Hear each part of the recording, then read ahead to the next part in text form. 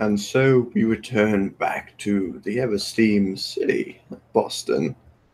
Tonight, Kat, you're walking out from a session at the gym. It's coming about late, coming on to late night, almost midnight, in fact, probably about 11:30. And you're finally walking out the place. They're getting ready to shut down. You make your way out, saying goodbye to everybody. The girl at the front desk, night worker, just locking up some of the back rooms and stuff that aren't going to be used. You make your way out. Mhm. And, well, what do you do? As she makes her way out of the back, I think as she makes her way out of the back, Back of and what? she, I thought you said she was going out of the back door of the gym. No, you're going out the gym. You can go out the back if you want to go out the back. That's up to you. I'll just leave by the front door. It's fine. But no, I mean, first thing she'll do probably is having gathered all of her things, having gathered her bag, her sports bag and everything, she'll reach in and she'll turn her phone on. She'll check if she's gotten any more messages. She's been waiting for someone to contact her. She'll check. You check your phone. As a signal kind of comes back in, you have one missed call. Shit. Okay. Shit. she'll yeah, she'll call him back. So you ring, then it rings, and it goes to Anne's phone eventually. Oh shit. She'll just waiting for the dial tone to come on, she'll just wait for it to go beep or whatever. And she'll be like, sorry, I was working, I just stopped this. Is everything okay? I'm heading back home from the gym if you need to pick me up. Um and yeah, she'll hang up. So you leave the message. You continue making your way back. You're walking through the streets. It's not too busy, especially around here. The gym you go to kind of not in the outskirts, but not exactly in the middle. Kind of that in between bit. It's in one of the neighborhoods where it's half residential, half industrial, that kind of thing. Yeah. And she'll Go on. yeah, and as she's walking through, she'll put her phone back in her pocket. She's just kind of walking. She's got her athletic training gear on, trainers, a tracksuit, a hoodie and everything. But just almost by instinct, as she's kind of walking back home, her hand will go into her pocket where her keys are. And she'll do that thing where her kind of fingers just automatically kind of just clasp around the keys, just to try and give her some sense of security, like um, you know, always be ready at any moment, that sort of thing. But yeah, she'll clench them as she heads on the familiar path back home. And she'll keep an eye and a listen out for anything. She's not expecting anything. It's super exciting to happen, but the fact that she's only just got this call now concerns her slightly. Katerina would have assumed that if it was urgent business, it would have come up right away. So that either means that it wasn't that urgent or something's wrong. But yeah, she'll head there. Roll me a perception alertness. Okay. Which sense is it, by the way? Sight. Ooh, okay. Let me.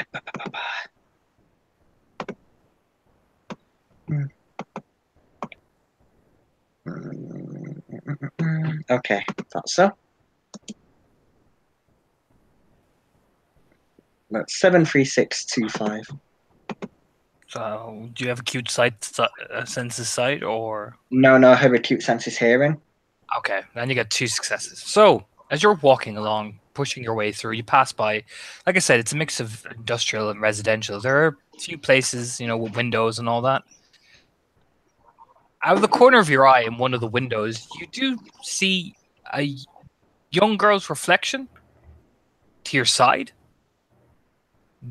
Snow blonde hair. She almost seems to be spinning. She's passing from window to window as you're walking along, as you notice her. You just see the reflection of her in the window as you're walking along. Does it seem like she's following me, or is she just Not quite just following spinning you. between window to window of this building? You just see the reflection spinning between the window and the window of the building.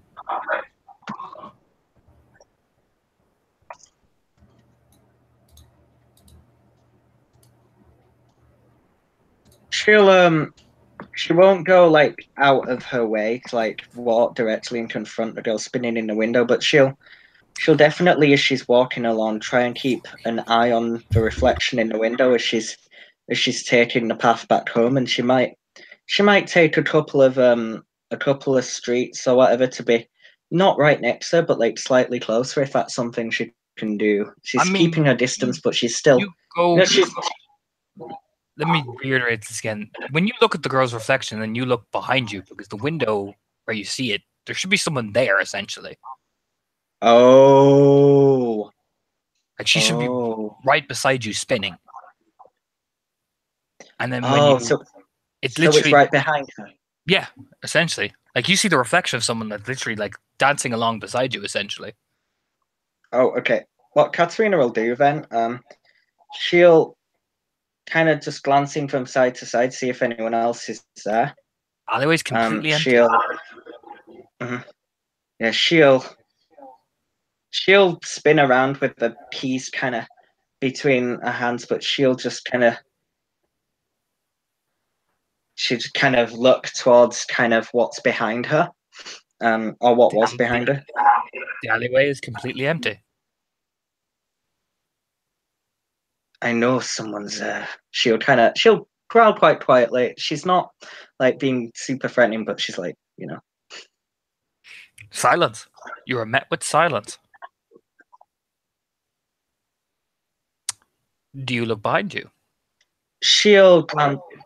Oh. She's gonna look back out of the window or reflective surface that she saw the girl's reflection, and she's gonna look back to see if she's still there or if she's moved. The reflection almost seems to just stop as it's walking along and like look over her shoulder at you. This kind of curiosity, like it's almost like the reflection is looking at you curiously.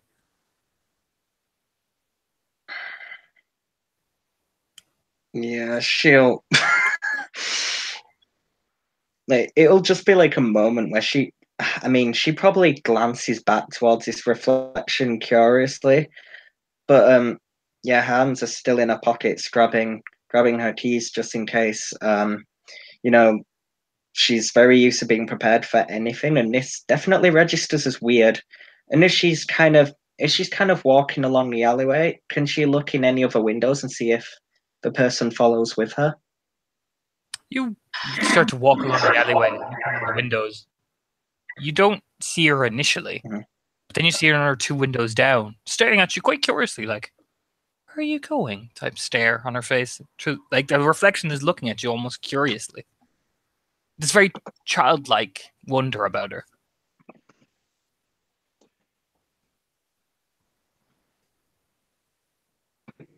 No. She'll probably just noticing that she'll again have a hear and a glance around. Can she hear anything while this is going on? Silence. Absolute silence. Just the passing of cars in the street and the busy, bustling city life. Yeah, very quietly, she'll probably just whisper, you do not need to hide. We are alone. Whether you are. She'll just furrow her brow, and again, her knuckles almost seem white hot. She's hands are in her pocket. She's gripping her keys. Do you look right in the mirror? Why not? I'm feeling dangerous. Unless common sense tells me no, why not? What the fuck this is? You've never seen anything like this before. That's what looks back right into your face as she opens her eyes fully, and they are red. with dirty blonde hair and this curious style. And she'll just twist her head at you. You know, it was almost, I'm assuming you kind of mimic the gesture. She's just turning her head to the side. Yeah, Katrina's doing very much the same, and as she's doing this, she's just trying to size. She's trying to size the girl up. Essentially, this is weird, especially like a very young kind of girl with red eyes.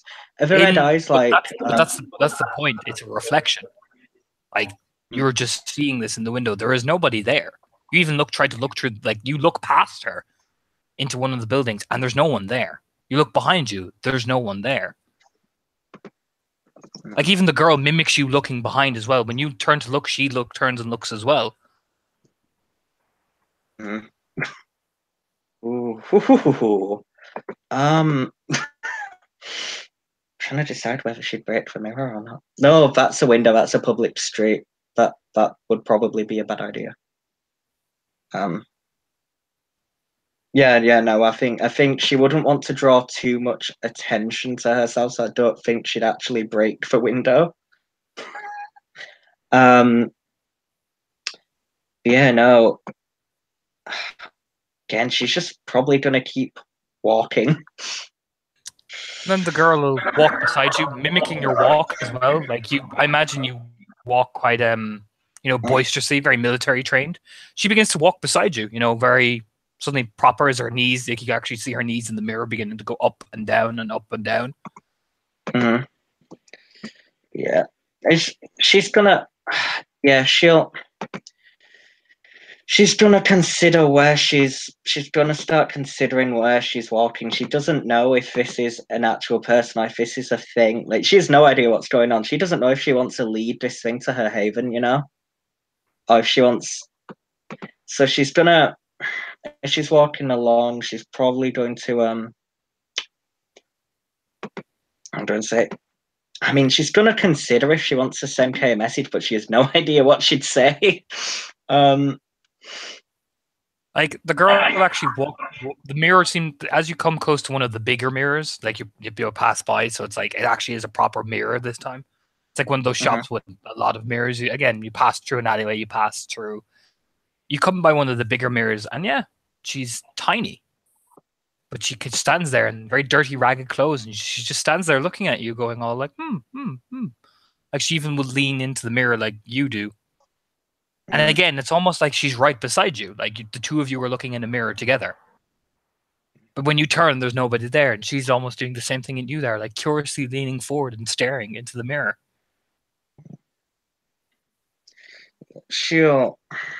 Yeah. I mean, essentially, she's just exceptionally confused by this, as any rational person would be, I think. But she's still grabbing her keys. And as she glances into the shop mirror, she'll lean in a little bit closer, still on guard, but she'll lead. The girl leans in too, almost like you're about to whisper her a secret. Oh, yeah, she'll still holding the key, still prepared if anything should happen. She'll just whisper, how do you do that? Who are you and why are you following me? Girl looks up at you. Just looks up at you and blinks a few times. Twists her head. And stares back at the mirror. And smiles. And they're just these innocent little normal looking teeth. Nothing. You don't see any fangs.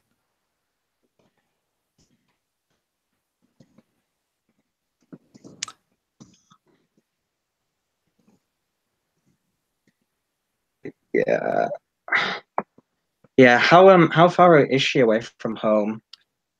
You're a good bit away. Yeah, she'll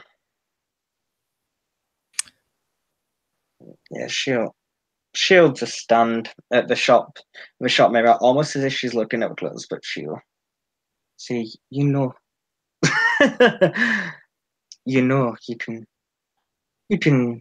can tell me who you are. I can stand here all night. And then she's like as her and this girl are probably sharing this moment of staring at each other. She's probably instinctively in her pocket, just trying to she's probably just trying to get like her phone and just text. But I don't know if she can do that. But she's probably gonna try because she's like, this is weird. Roll me a perception awareness as you're looking at him. Okay, I'm scared. I don't know what's going on. I'm sorry, guys. It's almost like we planned this. 2. She is covered in blood. Covered. Oh, Covered. From her mouth to her shirt to along her cheeks, she's covered in dirt and blood, almost as if she's been crawling through a drain. can I smell? Can I smell the blood? No, you can't. Oh, so is it like? And does it look like? Are there like wounds on her, or does it? No. It looks dried. As if it's been there for a long ass time. Oh, okay.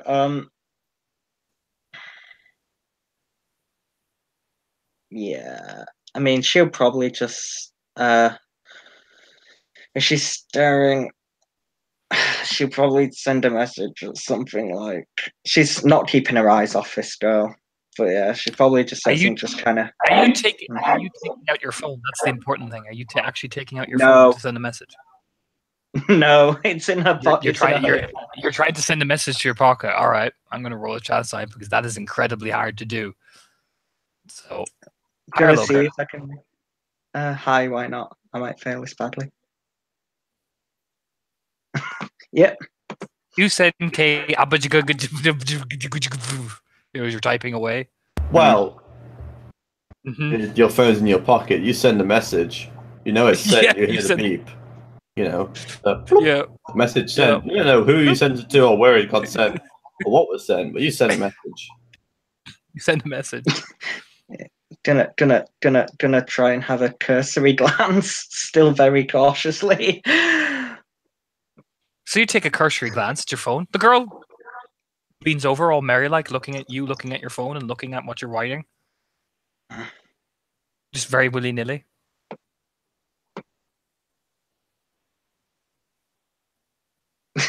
But yeah, no.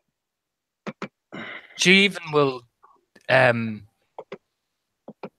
Interestingly, when she's looking at you typing away in your phone quite rapidly, you're like, huh, huh, and she just looks up at you and smiles all innocently. Like she doesn't understand why you're so flustered.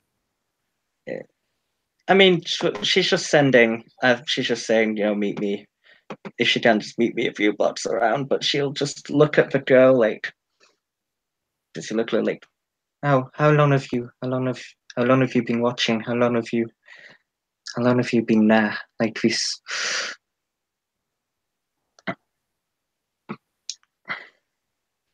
The reflection just stares back at you, looking up, smiling. Like she almost just seems to just like she opens her mouth, almost like in shock, and then goes, oh, and then twists her head and just smiles, like putting her hand over her mouth, almost in the shock noise. Doesn't make, but there's no sound. But she's the reflection, like in the mirror. Where you're standing, she's right beside you, like right there.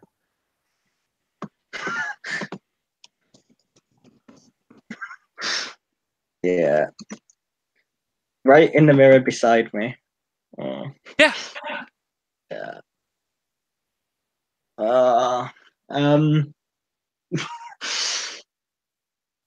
Yeah. You know what? She has a merit. Why not? She's gonna try and reach out and see if she can touch the thing. Why not? Roll me your willpower. Okay.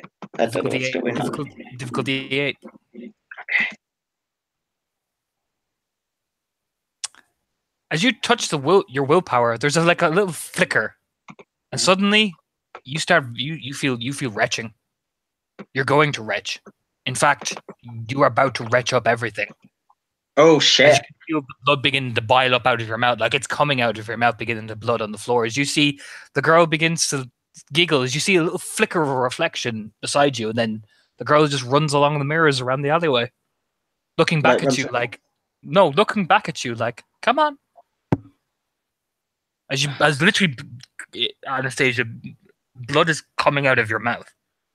You feel physically sick.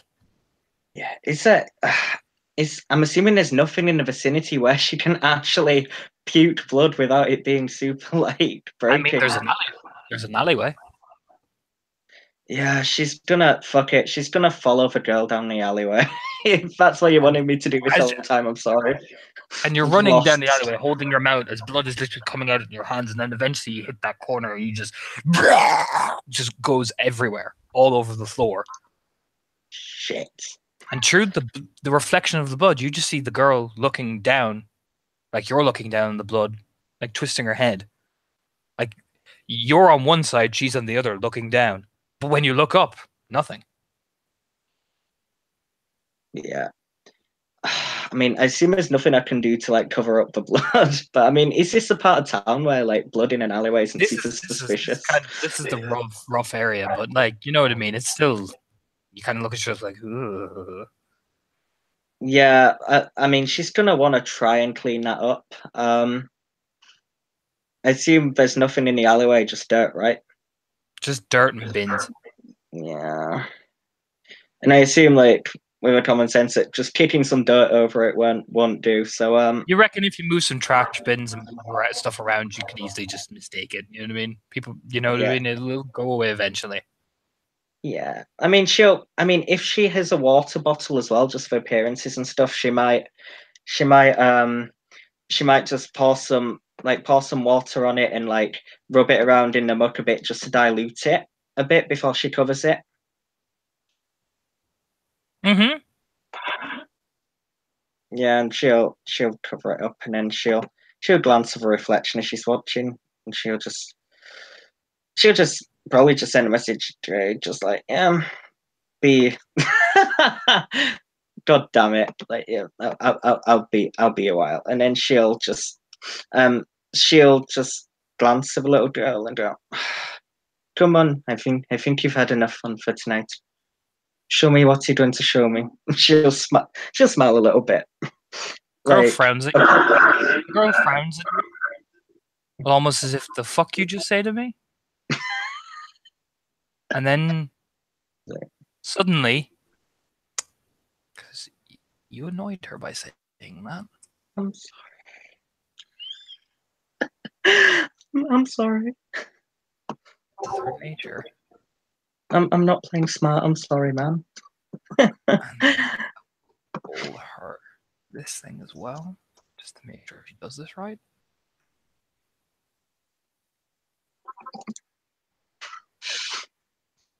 Yeah.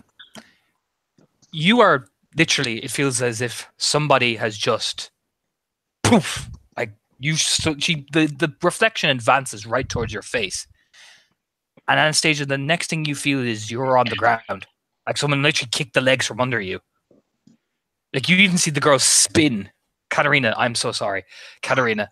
I'm all over the place. She literally, like, you just see her spin and she just kicks from under you and you just tumble onto the ground. Roll me your willpower again. Oh, but she like physically connects with her? You feel something connect with you when she ran forward and you see her spin in the reflection like she's kicked, like she's sweeping your leg. As you tumble to the ground, roll me your willpower. I've rolled it. Okay, you feel that same wretched bile come up in your mouth. You're like, but you manage to keep it down as you're dusting yourself off. Yeah, as she kind of is knocked down, she'll immediately, probably just instinctively, again, she's still got her hands on the keys. She's I mean, is the reflection advancing towards her, doing anything else? No, the reflection is running. You see her dart from mirror to mirror, and she turns and just blows you a kiss, like almost sassily. as if, yeah, just come get me. And you can just hear her mouth, like you can just hear her go, like you won't hear her speech, but you just hear like, "Come get me," is essentially what she's speaking through the mirror. Oh, we should go into going after her is a question I will ask. I don't know. Is this something I can roll for? I mean, Katerina's quite calm, and she's probably very late. You're quite calm, even though she blatantly just kicked you into the ground. Actually, no. You're right. You're right. Yeah, I mean, she's already texted Kay saying she'll be around the corner. She's got some shit to do. So yeah, no, I'm gonna chase the fuck after this girl, and why not? Yeah. So you run down the alleyway following this weird mirror type thing as we will cut away. So you're being led down an alleyway. Yeah, I know Several- bad shit's gonna happen, but Several interconnected alleyways, in fact, as we cut away. As we cut away, indeed. Alice, Hey, buddy.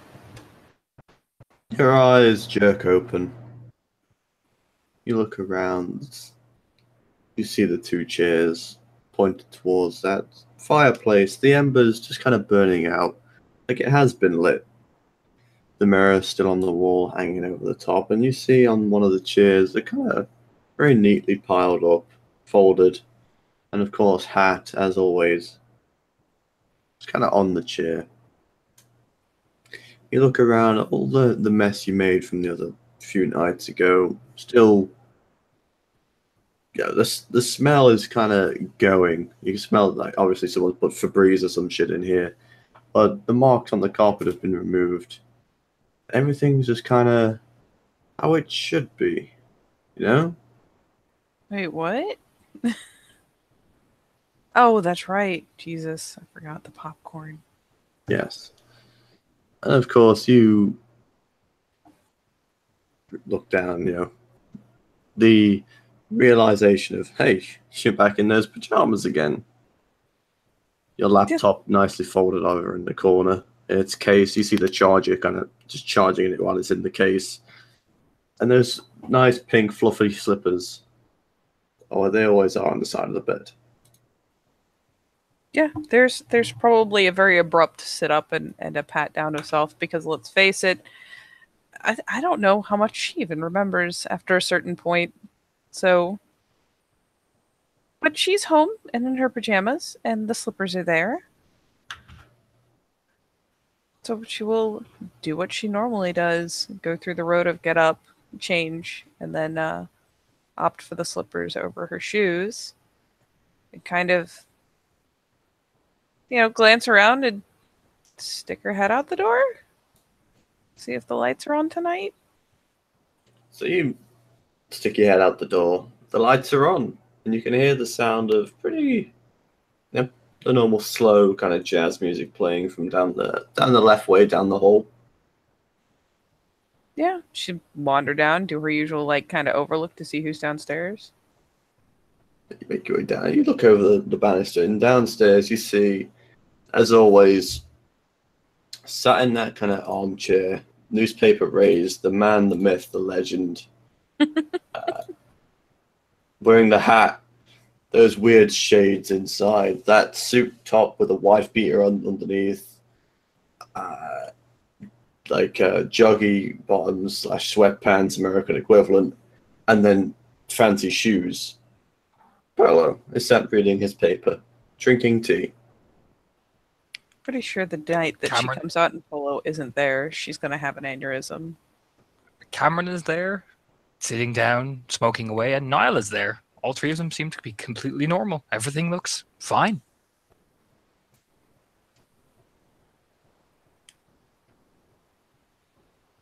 She just kind of will shoot a glance up the stairs. See if the light's on up in the hallway up there. There's a light on. Then yeah, at least for the moment, since Niall is out invisible, she'll start puttering down the stairs.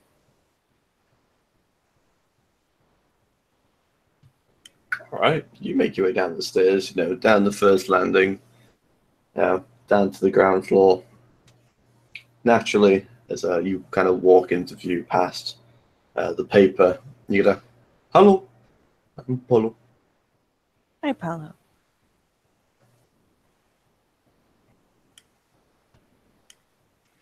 She'll Hello, glance, love.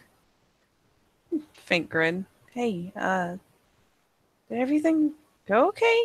Kind of reaches up and ruffles her hair. Everything's fine, love. Perfectly under control. Perfectly calm. Gives her the most charismatic smile. Yeah, I don't, I didn't remember getting home, so Love, you don't need to worry about it. Everything's fine. Everything's calm. Not right, boys. Yes, everything is fine. Inhale of smoke comes out. Guidelines, mate. okay.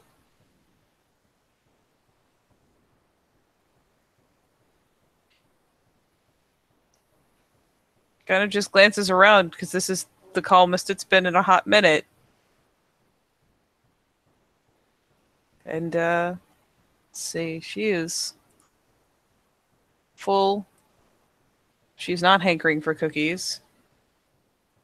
Yeah, she just kind of glances around and looks vaguely lost. Ivy good? Oh, come on, I'll show you, love. Glides up out of the chair, whistling, you know. He's really chipper. Yeah, she'll go ahead and putter up the first staircase and up the second staircase. He glides up the staircase like a ballerina. And you see, again, one of the people outside the door. Triplets. She looks calm. She even smiles at you, as I can't find her picture at the minute, so you know what they all look like. And she gives you just this big, bright, happy wave. Yeah, she'll smile back and wave. This seems fine. Everything's fine. So yeah, there's no reason not to be nice. She'll smile, she'll wave. And This bright, presumably we'll follow Niall in. Niall just swings open the door, you know, dramatically, and like holds the door open for you, you know, whistling. Yeah, wanders in. Glancing around to see where Ivy's at. So you burst through the door. But the first thing you hit with is not the darkness, but in fact the light. There's over by the mirror, you know, the full, what are they called? Like, you know, the mirror's like covered in those light bulbs. A vanity? Vanity mirror, that's the one. Full vanity mirror. Sitting on the front of it, just finishing up on what looks to be doing her makeup essentially. Dressed in it looks like she's about ready to go out. Not out, but kind of out. As you see Ivy, her hair is more a kind of bright red than anything else. As she turns around and she's just like, eye kind of held down as she's putting on that last bit of eyeliner on her right eye. And she gives a half smile and yeah. There's a little head tilt, but the Ivy seems pretty easy on, so she'll wander over, just kind of offhandedly comment, "Oh, red tonight?" She just nods, turns back round, carries on doing what she's doing.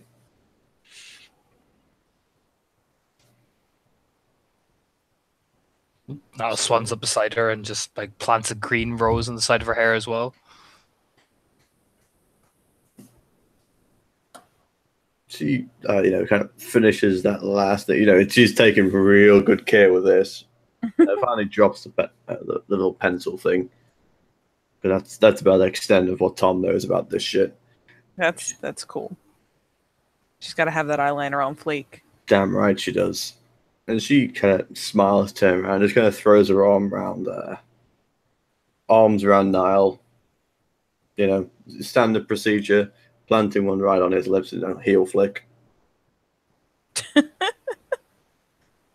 Alice finishes easing up.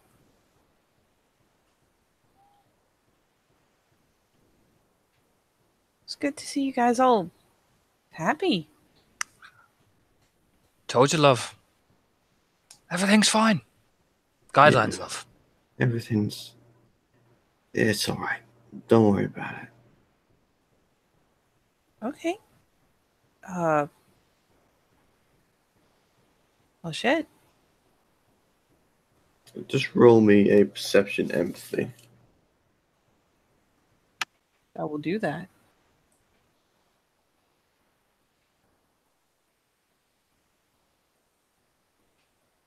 As soon as I get into the right roller.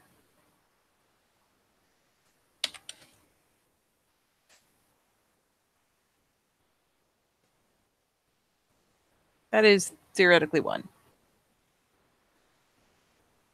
All right, so you look at Ivy. You know, she looks better. She does. That covering up all the marks on her arms. You could suppose probably there, but you're not entirely sure. She looks generally better. You know, she's still smiling and such, but you can still see behind her she's exhausted to a point. Is she still like sitting at the vanity, or is she hopped up? She's standing up. It's kind of that look of exhaustion behind it. She just kind of like go to make a casual reach out, like touch her shoulder. Is there anything I can get you? Oh, nah, don't worry about it.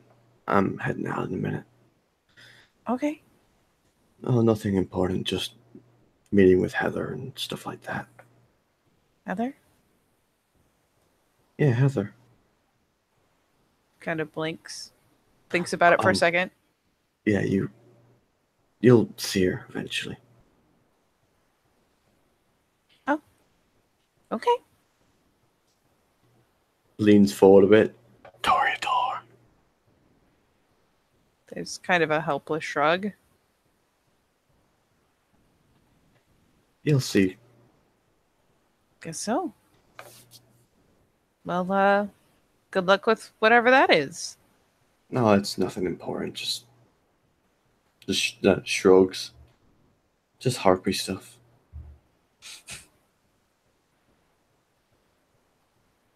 Sorry, I'm sitting here going, definitely not important business. God damn it. Oh. That's a better image. Wait. That's more like it. Oh, nice. Yeah, she just kind of tricks acceptance. Okay. Well, damn. Maybe I should see if I could pick up a shift or something.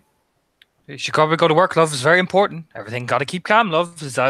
Niall's walking around like he owns the place. He's just whistling. He's in really unusually perky mood.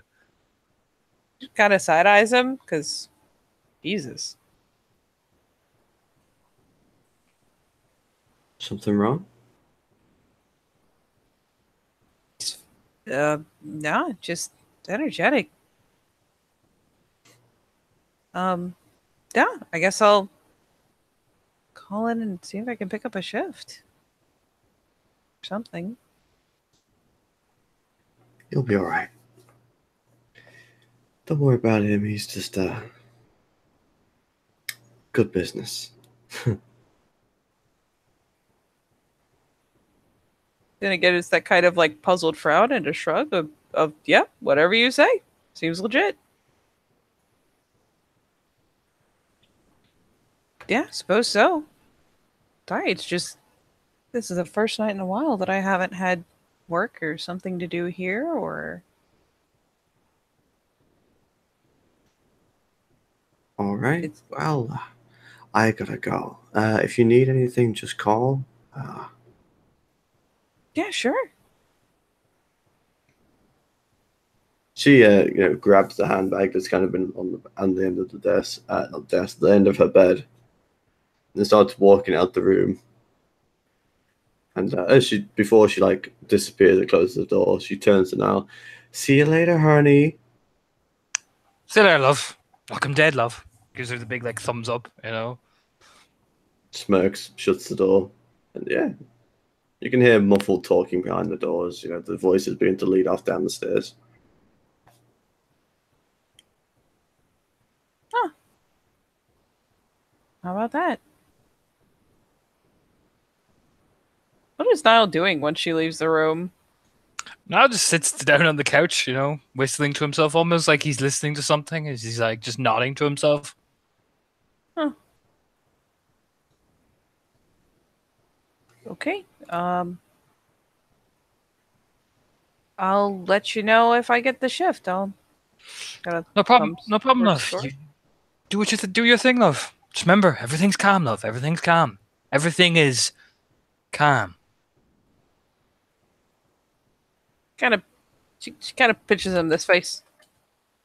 Oh, that is not where I meant to type that, but pitches him like the okay face. I mean, it seems fine.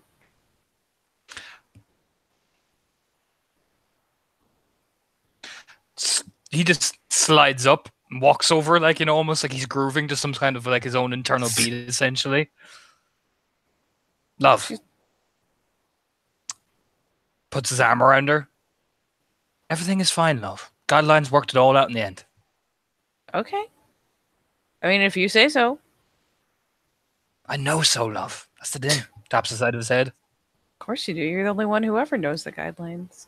There you go, love. As he claps his hands and begins to like whistle as he's walking back. Like literally, like his body is moving up and down like he's jiving.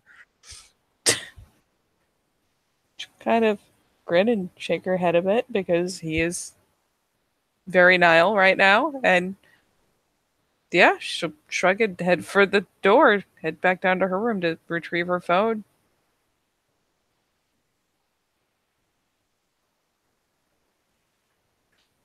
And yeah, message her next up and see if they're down a person tonight or need her for anything. Just kind of sit on the bed, wait for an answer.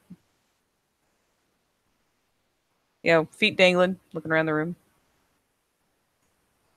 In fact, you call up, you're barely available after your extended leave. It seems like everything was already sorted. However, in fact, it was within 10 minutes of you kind of being like, hey guys, I can do things tonight, feeling better, that kind of, playing it up a bit. They seem to understand it entirely down to the side of the phone. You get another call back. Ooh! Jumps on the phone. Yeah, hi, Alice? Yeah. So we got a thing. We need some of the guys to go out. Unfortunately, fucking, what's his name? It's kind of, you hear ruffling of paper. James? James is calling sick. So, that you're back. So, mind going out and taking a look at a few things. We've got some detectives down there already. Just gotta, the usual. Yeah, no problem. I'll come by and grab a van. All right, good, sweet. All right. Look, yeah, she's coming. I don't fucking know. You just hear like that hangs up. Then yeah, she'll kick off the slippers right by the bed, and, hunt up her shoes. Probably go ahead and take off your hat and leave it here so she doesn't accidentally leave it in the van or something, because she's gonna have to put on whatever the fuck. And yeah, grabs her headset, plugs it into the phone, plunks the phone into her pocket, and grabs her keys. Well, I guess heads out and then grabs her keys by the door. And as she's heading out the hallway, we'll call up the stairs. I picked up a shift. I'll be out for a bit. See the ferret head of now just emerged from the stairs as you see the thumbs up. Now, the ghoul known as as Anthony, like the normally stern, angry man, waves at you pleasantly as you're going by as well. Everyone just seems to be really happy. It's kind of really, creepy. Really happy. She especially once he pokes his head out and is like all chipper and shit, she kind of pauses mid-stride, glances back up the stairs to see if Niall's still there. No, disappeared. You don't know where the fuck he is. She goes, she turns and deviates to the foot of the stairs, calls up, "You sure everything's okay?" Sticks out like the meerkat. Love, what did I just say? Everything's calm. Clicks his fingers and does the finger guns. Exactly, love. Okay. You're gonna be like full arc, love. Come on. Claps his hands. I'm going. She turns and tousles downstairs and kind of shakes her head because that was a little weird, but snags her keys and heads out for the car.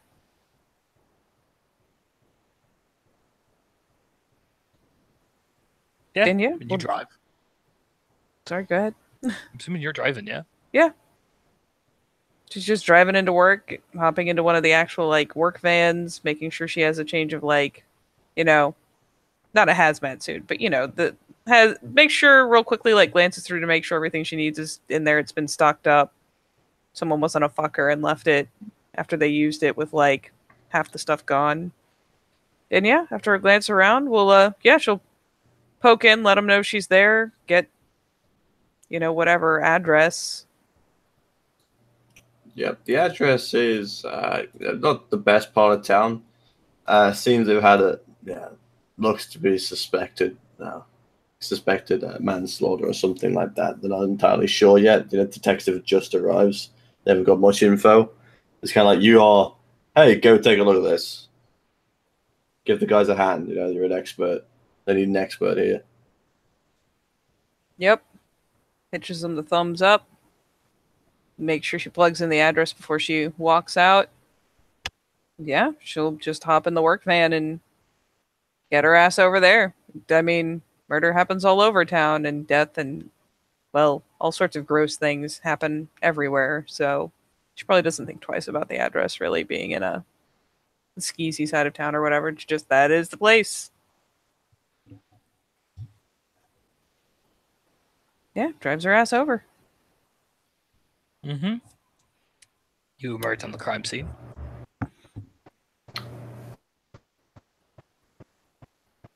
You pull up the van.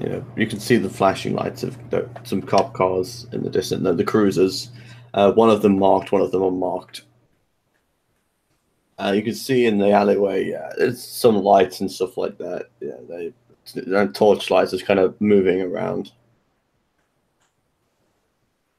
Yeah, she'll pull up. Is anyone like over by the cruisers? Not really. Like you can see they're in the mouth of the alleyway essentially. Yeah, like she'll. Blocking it. Oh well, hot damn. Yeah, she'll just clip on her badge for the moment because she's not planning to walk right into the middle of it just yet. Won't throw like the footies on. And yeah, we'll shove her hands in her pockets and throw on whatever little obnoxious work uniform jacket she has in there, and totally trot over. Like the pilot's kind of over puffy jacket that's a dark navy with the badge on it, like fucking consultant on the back. That kind of shit. You click on your little ID so the cops and they probably recognize you properly.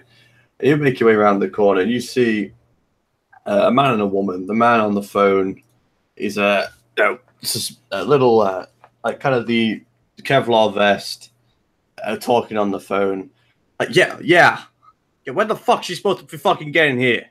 Look, I need her fucking here now. I don't give two flying fucks if she's been off sick. What? Oh, you talking shit to me like that? Oh, is that what you I'm name? Here. What's your fucking name? Huh? Is he like facing completely the wrong way? Yeah. He's just kind of pacing in the alleyway. You can see he's just getting more and more agitated as this conversation's going on. The woman looks completely exasperated, like she's just rubbing her forehead as she's writing in her notepad. She will wait till he's pacing in a direction that turns him back her way, and then like make a point of like waving a whole arm so the motion will catch his eye. Really? Oh, I get it. Oh, you're playing fucking funny with me now. Oh, I see. And he kind of looks at you.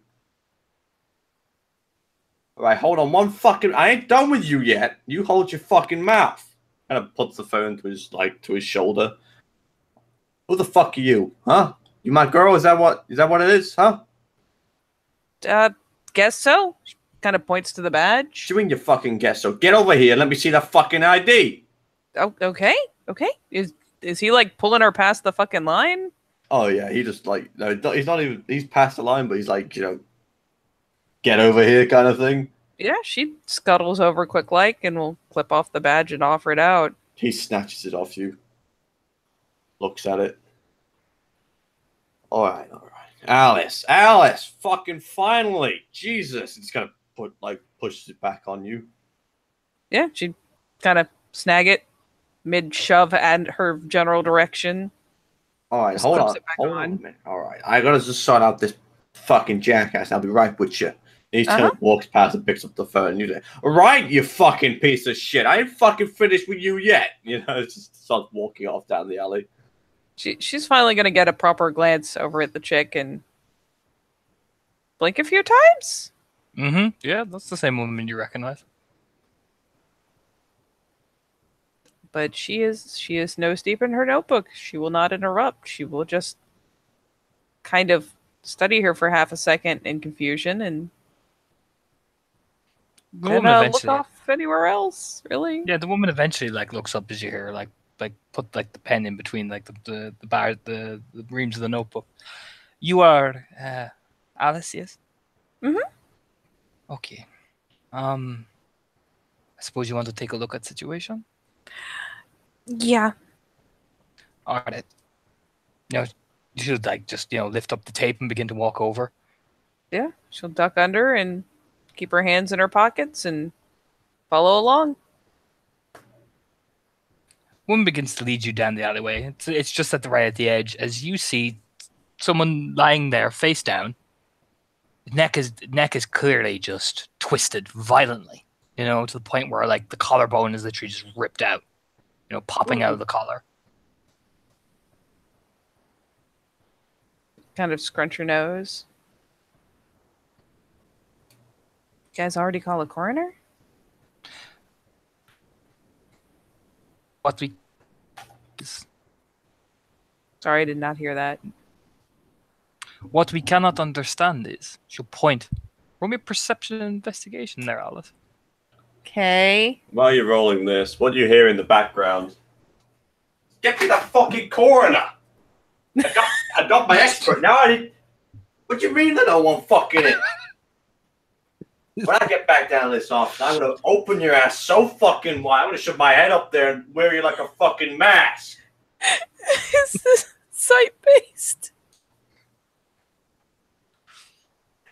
Oh, God.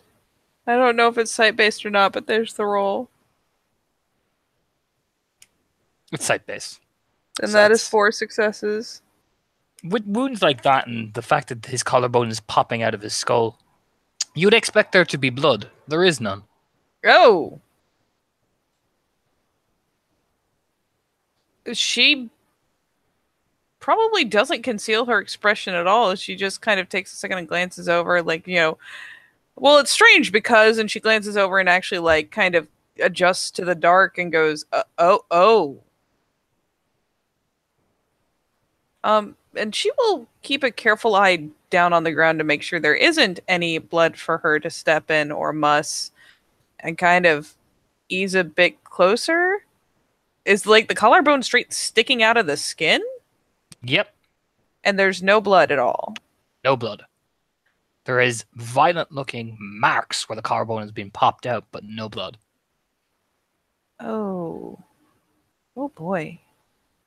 It is quite unusual situation that has my colleague flustered, we will say. Flustered, yes. Look, I don't give two flying fucks what you think. Get him here now. Flustered. Do you guys already, I don't know, got whatever photos you need and everything? She'll nod. We've taken a couple of photos. Okay. I'm cool to get all up in this then? She kind of does the tentative little thumbs up. Yes. If you need me, I'm already taking notes. We have idea of, and we're doing fingerprint tracing as well. We've got a couple of fingerprints from the victim, but none of attacker. Oh. So far, only several sets, but they all seem to be identifying with one person currently. Okay. She'll, like, kind of crane her head around to get a look at the person, just on the off chance. You never want to recognize the victim, but you gotta look. You don't recognize him. 20s. She kind of shrugs helplessly because that processing is all beyond her scope. She's just there to clean up. She's like, well, I guess I've got something to stick them in until they get here. At least get them covered up. Yeah, I'll go grab that. And Just no. yeah, she turns to trot back to the van, pops it open. And while she's rooting around, because how often does she actually have to handle a body? We'll pull out her phone and quickly text Ivy. Let's see.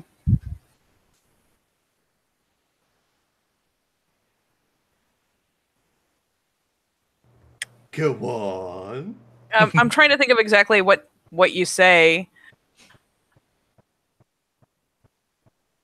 The body I got called in for is a bit off, period. Bloodless, period. And sends, and then plops it back in her pocket.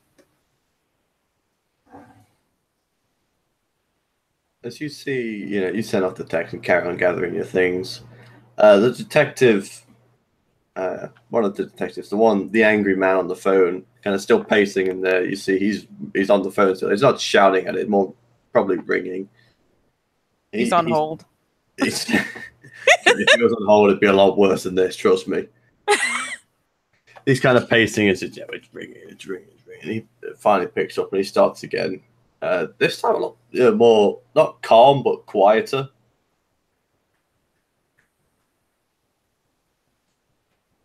She will kind of lend an ear to it and pause by the back of the van when she's got her stuff in her arms and kind of glance down to her phone to look, so her eyes are on something while she is totally not trying to listen in on what the hell he's talking to. Perception alertness.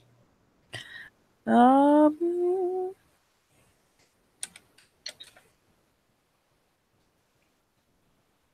successes. All right. So what you hear is he picks up. You don't get the first little bit, but you kind of like hone in on it. It's like, yeah, all right. I took the pictures. Of course I took. Don't tell me my fucking own process. You fucking. I'm calm. I'm fucking calm. Right. All right. I'll get it sorted. Don't worry about it. Come on, Donnie's got this. What do you mean I got this? You fucking started shit? And then he goes kind of into the from the loud kind of mouthing, and it. All right. I'm calm. I'm telling you, the more you say that, the more it fucking winds me up. So how about you shut the fuck up for a minute and fucking listen? Collarbone broken, no blood. All right, no fingerprints, no nothing. We ain't got shit. Gonna need some help down here. So if you could, give them a call. Get some guys down here that know really what they're fucking doing. All right? I want the top of the chain. No, not that high in the fucking chain. Jeter, who the fuck do you think I am? One more. There we go. That's what we're fucking talking about. Yeah? Yeah? Good. I've got some other shit I gotta deal with. No, don't fucking send. No. Right, send me the girl. Not that. No, the other. I will fucking break you. I will literally just fucking break you. You're doing this on purpose, aren't you? I fucking hate you. I fucking hate you right now. Just send the fucking girl, all right? Send the girl. Good. And you hear the phone hang up. Yeah, she meanwhile will have taken this opportunity to let Ivy know the general area where it happened, if only because Ivy's thing is knowing things, right? Right? That's the thing. So just so she has a gist of where this weirdness was found, gives her, this the intersection, whatever joining streets they're at, and says, we'll send the address and then say, I'm fine, just thought you should know. And then shove it back in her pocket and hasten back, pointedly moving with some hustle with the bag to at least get the body, out of sight. As you do that, there's just the two detectives kind of, kind of still talking to each other like, you know what? It doesn't make any fucking sense. Doesn't make any fucking sense. No, it doesn't. It's unusual, to say the least. I fucking know that. Gonna roll investigation because I'm handling the body, so maybe I'll spot something interesting. Who knows?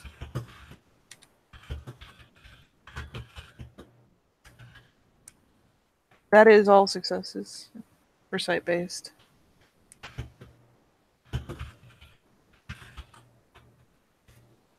So, Right. What are you looking for? Investigation? Yeah, it's investigation. She has to pretty much, she's got gloves on, obviously, but she has to kind of handle the body to get it rolled into the bag and zipped up and everything. So she gets a chance to kind of look it over, especially considering that she's moving it. Maybe spot something they didn't. I don't know. Anything under him, anything on the bottom, the underside of him, anything. She will glance at the neck just on the off chance. It would be a stupid thing to mess up, but there is no bite marks on the neck. It looks like the neck was just from the collarbone to where it's popped out was just ripped. Someone ripped that open. Weird. But he doesn't have blood. It has to have gone somewhere. But yeah. She rolls him into the bag, checks his underside, checks to see if there's anything of interest that might have been under him when he fell. No, completely empty. Yeah, she bags him up and just kind of looks around to see if there's anything else that actually needs cleaning up besides the body. Because let's face it, normally her thing is cleaning up what's left after the coroner. You can see this is like after. From what you can see, there's no clear marks, like Donna said. There's no clear marks on the body, but you can tell was a form of struggle here. Just by looking at the sheer, the way the movement patterns in the dirt, the bits of not the sand, that kind of like sandy kind of grit that's kind of forms on dirty concrete. The way it's kind of shoved to the side, the footprints, and now there's kind of been. You give it enough force, you can make a line and stuff like that. There's been some form of bit of a struggle here. That's pretty fucking obvious. Any real seeing where it comes from, or like where they fought from? Was he just like pulled around the corner? Anything? Seems kind of that the struggle didn't happen until he got to where he was now. What's around her right now? Like, bin bags or trash bags, yeah. American equivalent. Bins, dumpsters, just stuff like that. Nothing, overly, Any spots big enough for someone to have been lodged in to jump on him when he got there? Like, is there a spot close enough for an easy ambush or something? I mean, with those success, you could probably guess, hide behind the dumpster. But even then, it's kind of like, doesn't really make all that much sense. But it could do. Yeah, I mean, with no other viscera or anything to clean up, she's kind of at a loss, really, and will kind of putter around and dutifully stay at least until the body's removed. But we'll maybe meander around and glance behind the dumpster, see if there's cigarettes, someone was waiting there. I don't. She really is kind of at a loss for how to proceed, so she's just looking. You find nothing, which leaves Alice more in confusion as we jump to the other side of the city. Well, close by, as the camera pans to the noble cat sprinting for her life. As the girl begins to turn on her heel, and she turns back to make sure to see if she's following, and then there's this smirk on her face. Oh. she's. I mean, if a girl knocks her on her house, she's doggies in a hoodie pocket. And she's running after fast as she can. The girl zips around the corner, and you see the reflection zip around the corner when you barrel around the corner. There is an abandoned warehouse. Okay. Just side by side of you is just bricks and bricks, and then there's a door. Okay. And that's it. You just don't hear anything, just silence. You can't see any reflections anymore. There's just silence. You didn't hear the door open, you didn't hear the door close. Oh, that's really odd. And there's just one door. One door. You look like you reckon this is like maybe like a side entrance. Yeah. I mean, can she try and look through any of the windows and see if she can see anything? Nope, there are no, like, you go back around and you look through the windows. You don't see the reflection anymore, but you can see inside, and you see. Give me a perception alertness. Okay.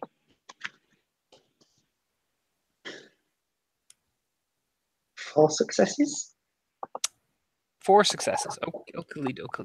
If I had a special team, I would have been shit hot.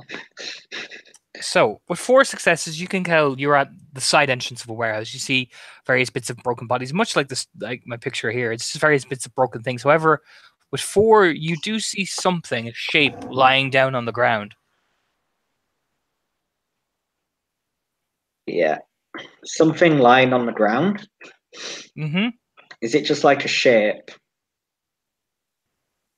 Yeah, it's very far away, but you can definitely make out that's you're not a humanoid-ish shape, but you're not too. You have to basically get closer. Yeah.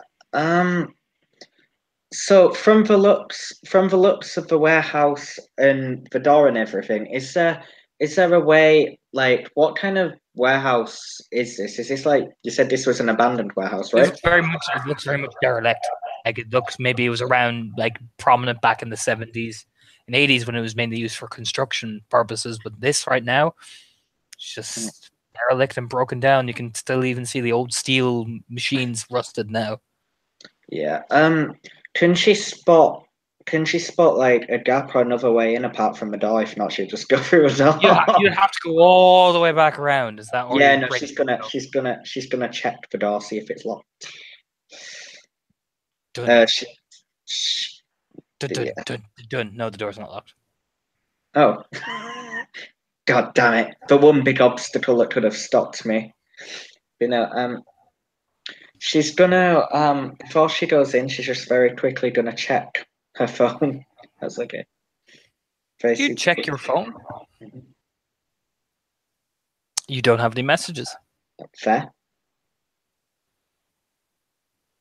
I mean, they probably just send a very quick message just saying roughly the area she's in case, but no, she's gonna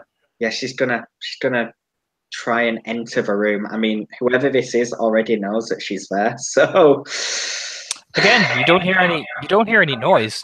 It's just silence, apart from like the odd maybe like dripping, like steel thing clanging off each other, or rats scurrying around on the ground. Yeah. She grips. She's gonna again just keep hold of her keys. She's very confused but very suspicious of why she was led here. But no, she's gonna just nudge kind of the door to get in, and she's gonna she's gonna have a look.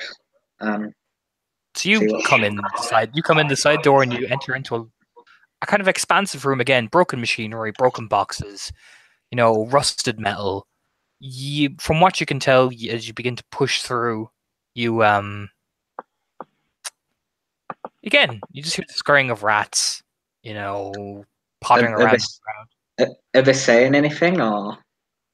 I mean, they're just like, what you hear is, "I'm fucking food." You know what I mean? As if with your animalism, as they're scurrying around. Mm-hmm.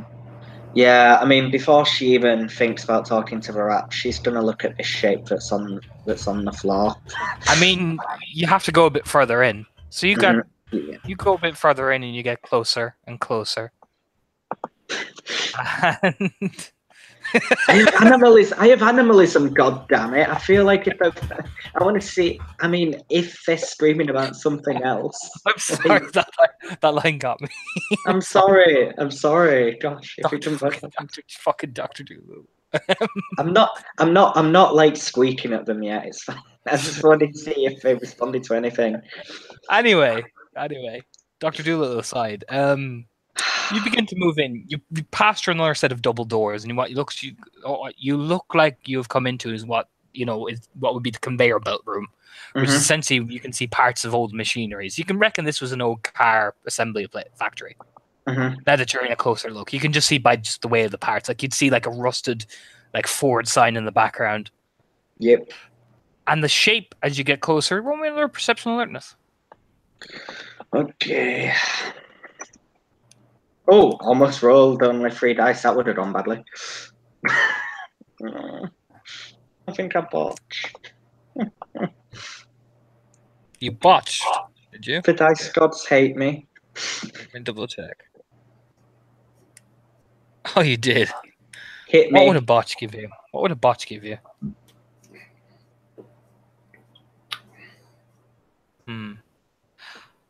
That's just a piece of that shape down the corner. That's probably some old indented boxes, probably. If anything, that looks like old rusted parts, judging by the color. Nothing serious.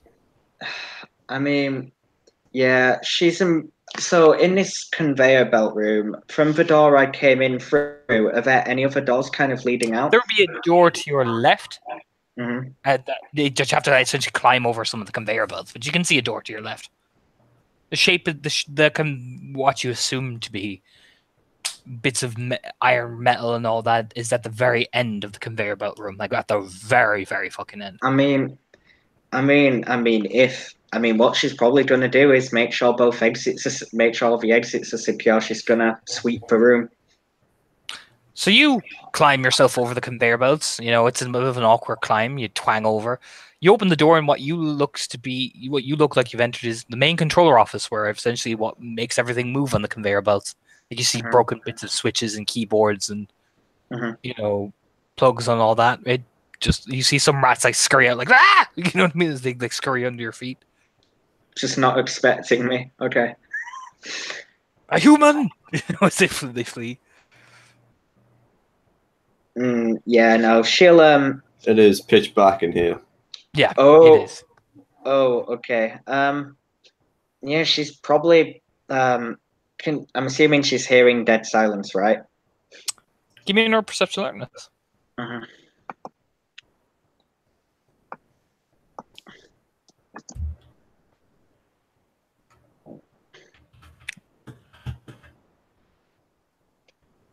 Got a 10 and a 7.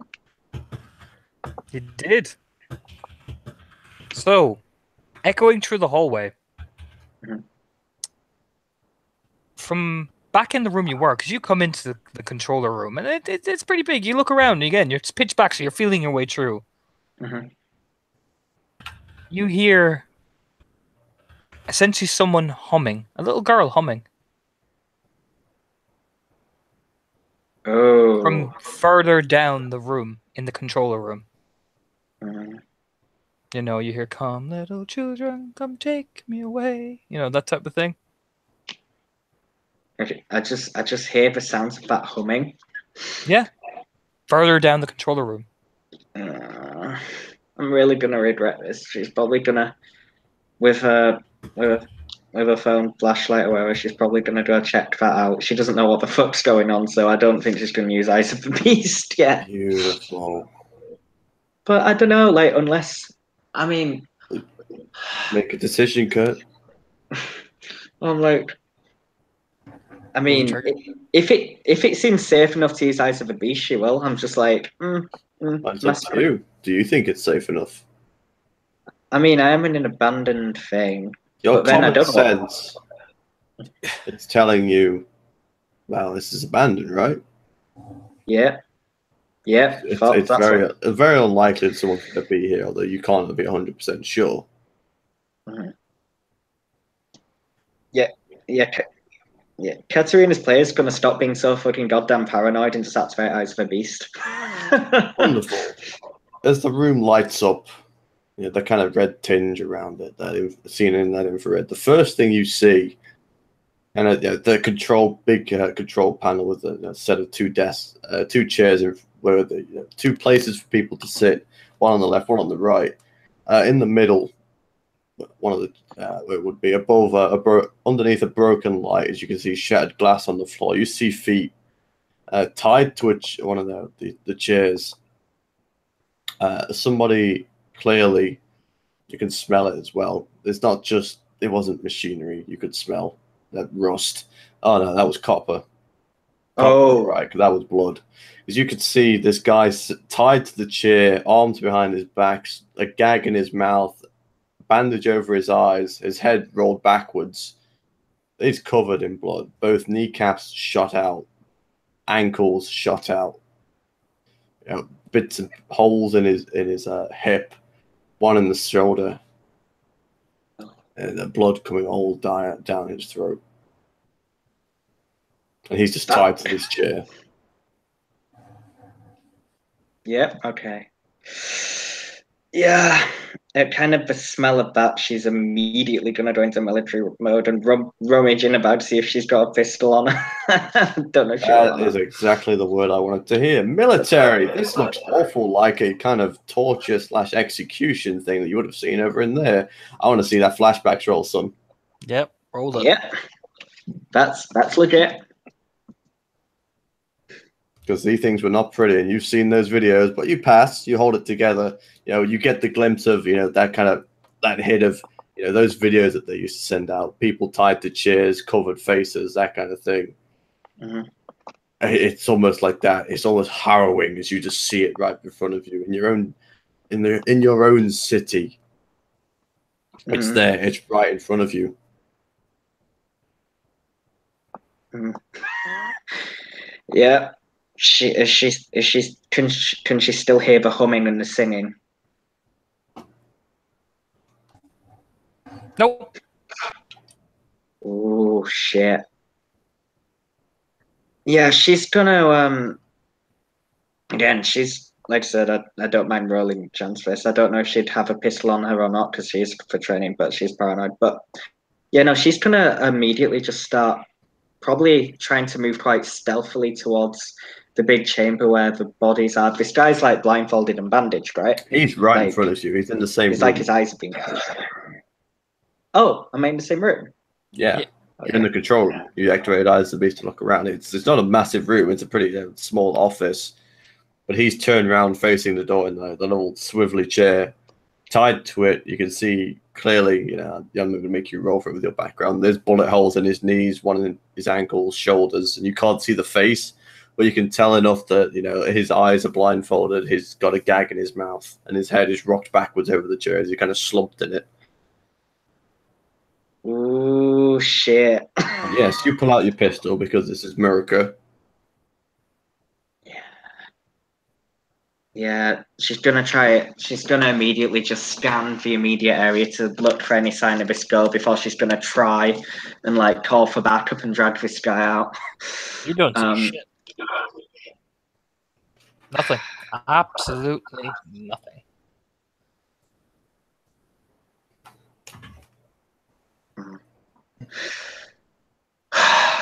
Okay. So kind of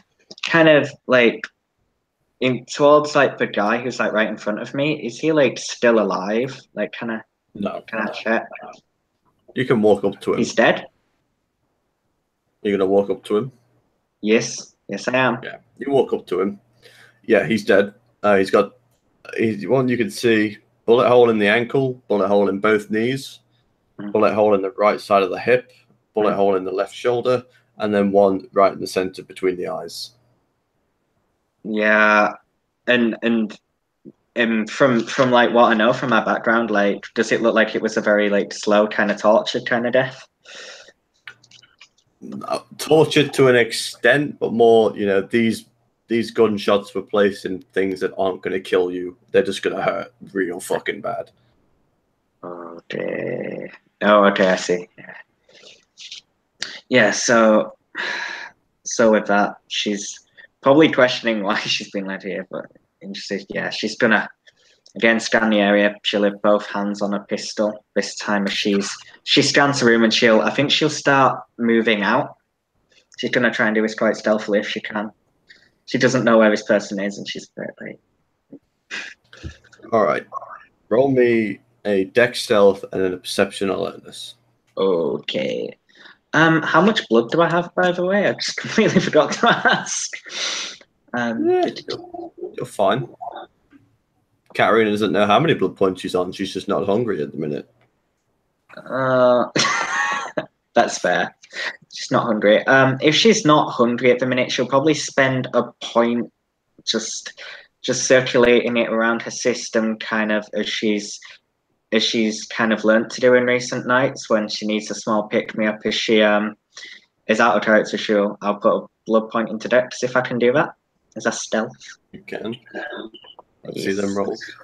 Yeah, okay. I'm gonna check my stealth as well. I'm not sure what it is.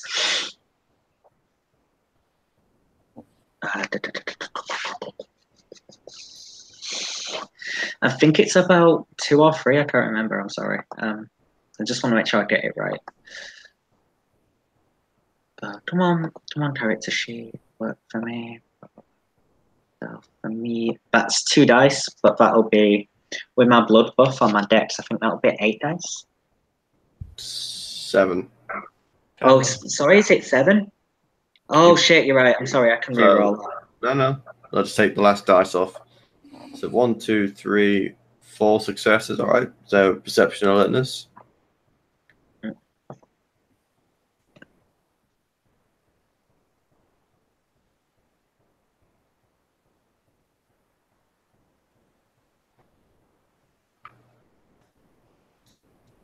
Goes.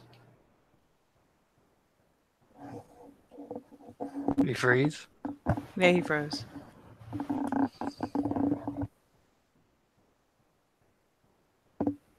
Oh, Kurt, no. Katarina has now entered the void. There you go. That's a beautiful perception alertness. What did he do? You rolled a perception alertness. Although I can't tell him what I need to tell him. Oh, Curtis.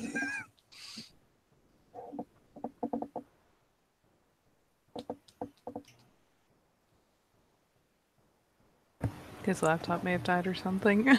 Yeah. I've messaged him. Oh, Curtis. He looks so concerned. He should be. Oh, he should be. Hello? There we There go. you are, buddy. Go. Sorry, I really glitched out. I don't know if a roll's happened. It did. It did. That's a good roll. So as you're sneaking around trying to make your way for the exit as quickly as you can see kind of across the road as you walk past one of the windows, the clear sight of a forensic van parked across the street, a cop cruiser with the lights kind of flashing, the kind of, not the massive flash, but the kind of idle, like, this is happening. Another car next to it, again, unmarked. You see 3 people kind of in an alleyway. One of them pacing, shouting on a phone. The other 2 kind of bent over. What looks to be something in the alleyway. Oh, okay. Yeah. So from my kind of hidden position, is there any other way I can try and sneak out, or would it just have to be straight through that door? Because Oh no, you see this through a window. Oh, okay. There is a door on this wall, but you and can just try and get out any other way. yeah, she's gonna try and fight. Well, first she's gonna deactivate Eyes of the Beast because oh my god, she thinks this could be mortal coffers. She'll just say in Russian, she'll be like shit very quietly to herself, and then she'll deactivate Eyes of the Beast, and then actually before she does that, if I can, she'll just try and look. She'll look around very quickly. She'll glance for an exit, and then she'll deactivate it, and then she's Yeah, she's going to try and find another exit that's the furthest away from them as possible. So you go find another exit. Mhm. Again, through the eerie silence. Mhm. As when you go to the end of the conveyor belt room, you see another body lying there, tied to a chair, the chair turned over, kneecaps shot out. Same pattern. And you go past that and kind of stare at it, and then open the door. It leads down to a long corridor that you guess is leading down towards the old reception area. I need you to roll me another perception alertness. Okay. Nope. Or anything. Okay. Actually, no, you have acute sense hearing, don't you? Yeah, I do. Then you have 1. You hear something down that hallway. A door opening. I hear a door opening. Yeah, right down the end of the hallway. Not the door, not now the door right down at the door in front of the end of the hallway, but you can just hear maybe in the corridor a door opening. Okay, so I'm at the end of a hallway like here, and then the door opens like there. Yeah, and then but with your hearing, you can see someone probably behind that door in the next corridor has just opened the door. Yeah. Is there anything I can try and hide behind until I can find another exit? It's just a long corridor, essentially. You reckon you follow that corridor down, and you're leading towards the main foyer from what you can tell from the signs. Ah, shit. So there's basically just me, this long corridor, and then the end of the hallway where the door is. Yeah. You reckon past that door, someone just opened the door in that hallway, close to the main foyer. Okay. And it could... Yeah, I am in the hall. And yeah, it could... I mean, assuming ahead, she's thinking it could be 1 or 2 people. It could be the girl, or it could be the forensic team. And either option is bad. I mean, she's got a gun on her right now, and these bodies have bullet holes in them. I mean, with that perception alertness roll, just to reiterate, you got 4 successes. They aren't looking at whatever you were in. They're on the other side, looking in a different alleyway across the street. They're interested in something else by the looks of it. Yep. The forensics and cops you saw outside. Oh, so they're like... You're looking across the street. Mm-hmm. You can see them at the other side of the street, kind of in another alleyway, looking at that. Oh, okay. Yeah, you know what? Fuck it. On that note, then, still holding a gun, she's very stealthily gonna go down the corridor towards the door. Why not? This will be more fun. Roll me your dex stealth. Okay. Come on, Katerina. I don't think Precise will count this. That would just be free. No, wouldn't be. Yeah. Count for this bad boy. Just double check what I'm rolling for this person. In terms of them.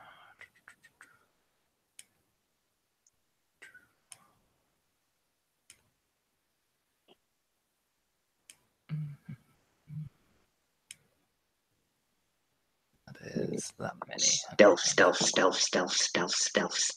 They have that. So you got 3. Okay. You move along. Do you open the door at the end of the hallway? Can I get by like one side of the door, if you know what I mean? So like, you know, when the door will open out, I'll be on this other side of the door. Okay. You come up. You basically stack up against the door. The door doesn't open. Mm-hmm. You're just kind of awkwardly stacked there with your gun raised.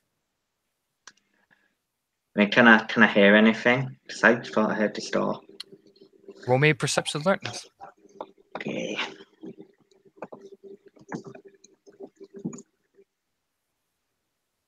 That's 5 successes.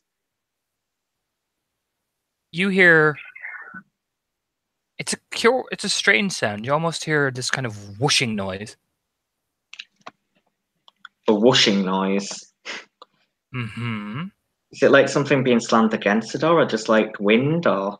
It feels like something's like off something, and someone just scraped something off the wall Oh, from behind the door. someone scraped something off the wall from behind the door. Yeah, you just hear this sound as if someone just scraped something off the wall. Then, like marked their blade off the wall, essentially. Like it sounds like someone like preened a knife off the wall, essentially. Oh, okay.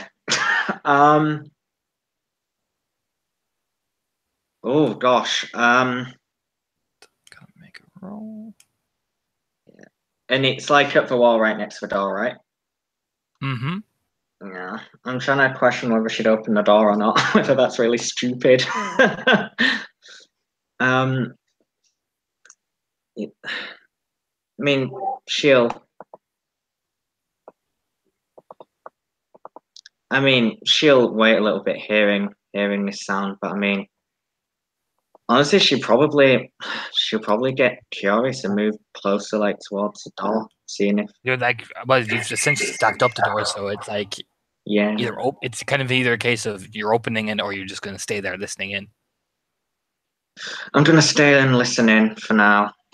Be a perceptual alertness. That's it. Yeah. Sorry, guys, I'm a bit rusty today.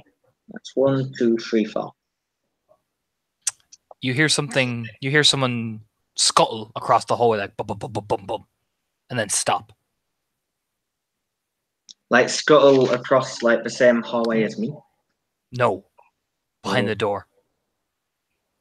So is it like scuttle, scuttle, scuttle? Then just a sudden. I put this in terms of Katarina, in terms of her combat experience. Somebody's just changed position. Oh. Which means they're aware I'm there. Maybe, or maybe they're doing the same tactic as you. Yeah. I think Katarina's gonna hold her position, hold her nerve. Silence.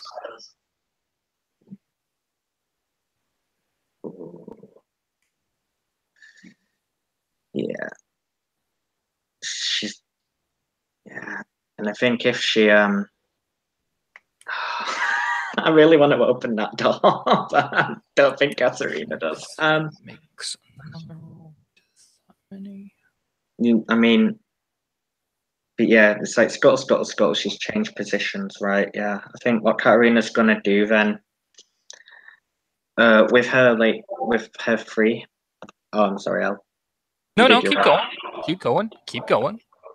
I mean, to be fair, like if she's taken one position on one side of the door, like with her free hand, she'll probably just push the door slightly ajar if that's something she can do.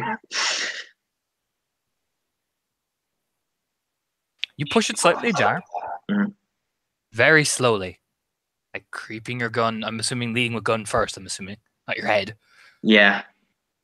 Okay. When you creep in, are you just opening the door, or are you following through with your gun? Like, you going all the way through the door, like, or are you just creaking it open slowly? I'm just slowly creaking it open, trying to get a look at what's in there, and if you slowly creak your door open. You don't see anything initially from the angle you're at. Mm-hmm. As you move your body in, almost like slowly creeping in, I need you now to make me a perception alertness roll. Oh, so much perception alertness. Actually, no, this is wits alertness. Oh, okay. I think that's the same. Yeah, it is. 4 successes. 4, 6. I don't think it matters though, because defender wins, and if they're the defender. So, I'm gonna have to. Oh yeah, it's that many. So it is that many. Okay.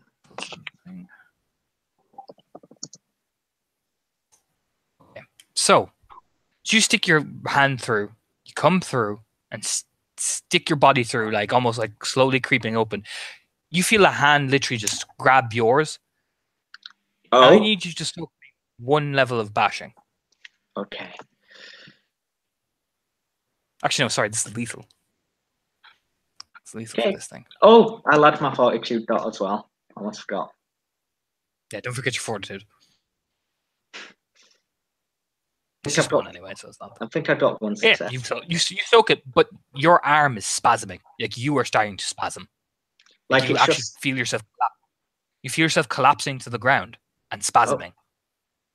Oh Like you shit! feel your arm just suddenly like go, and you drop the gun If- and you're just shaking on the For ground. intensive purposes, it feels like you've just been tased. Oh Yeah. fuck! Yeah, shaking on the ground. Her, it's just this weird out of body sensation, you know. Mm-hmm. And you Yeah. see someone looking above you, Mm-hmm. like frowning at you. Oh shit! And that sensation lasts for about a minute. Mm. As you're kind of lying there, she kicks the gun away. She just kicks it down the end of the hallway. Okay. You have exactly 20 seconds to tell me who you are and why you're covered in blood. God. Okay, sorry, just give me a second out of character.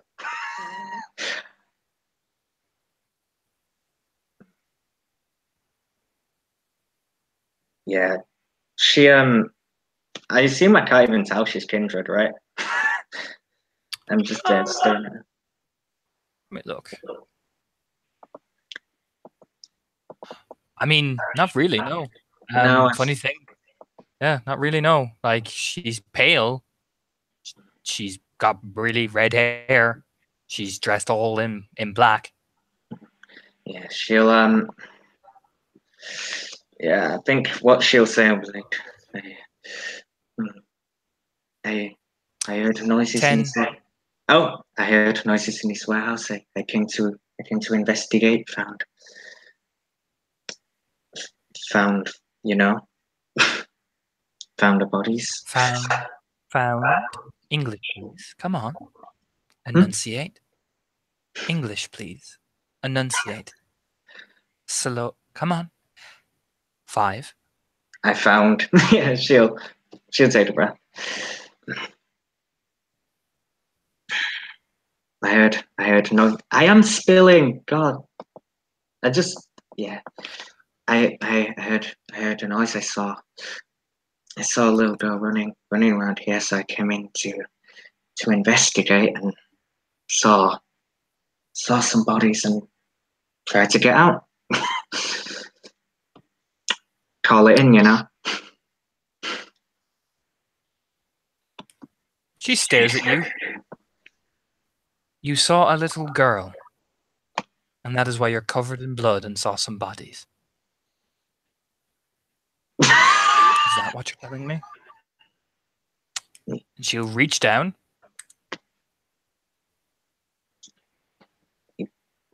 She'll just reply, it's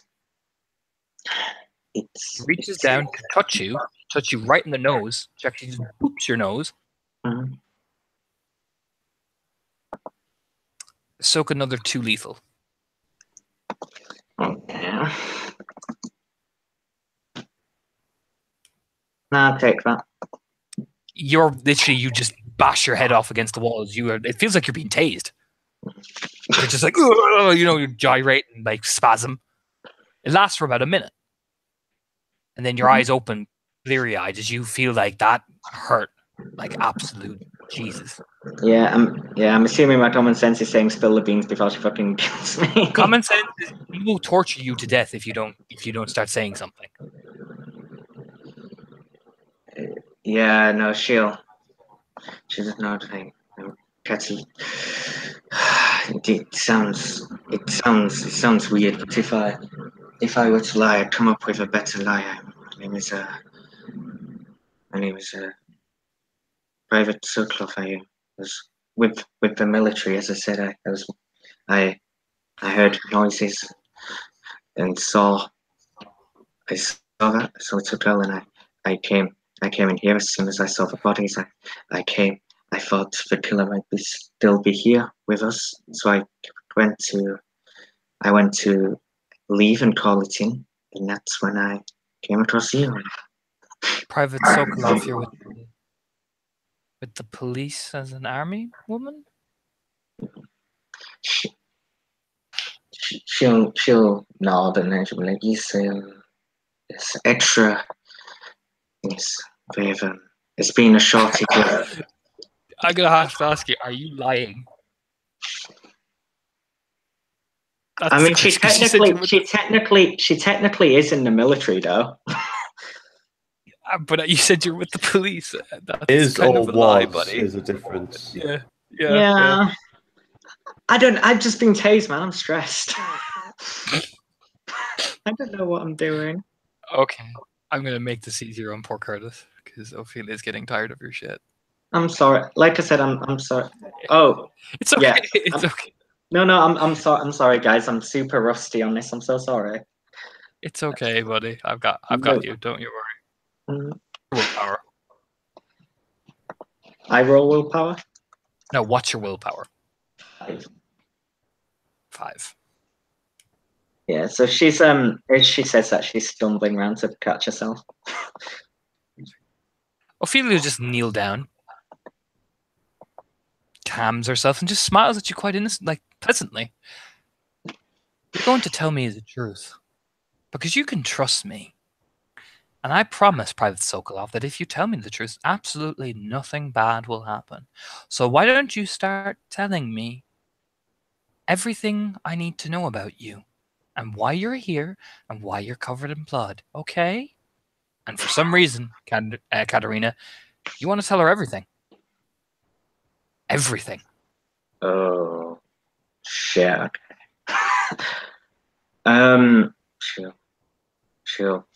She'll just in response to me. No, I'm not with the police. My name is Katerina Sokolov. I am Kindred. I was walking home when I saw a little girl in the windows, in the reflections, glancing at me. I tried to follow her, to speak with her, to touch her, and when I tried to touch a mirror, it made me. I threw up my own blood. This is my own blood. I did not shoot those men. I came into the warehouse to confront her, to see what happened. And that's when I saw the bodies. I did not want to be found by the forensics team across the corner, so I came out here, and I thought you behind the door might be the killer, which is why I had my gun with me. Yep. Now, wasn't that much easier? Now, what clan are you? And who's your sire, sweetheart? Yeah, she'll tilt her head, but she's not arguing with the woman with the taser. She doesn't have a taser. No. She just has her bare hand. Not Katerina Sokolov. Kay is my sire. I was about to leave and inform him of this, and you are. Okay, gotta make a roll. It's Roll.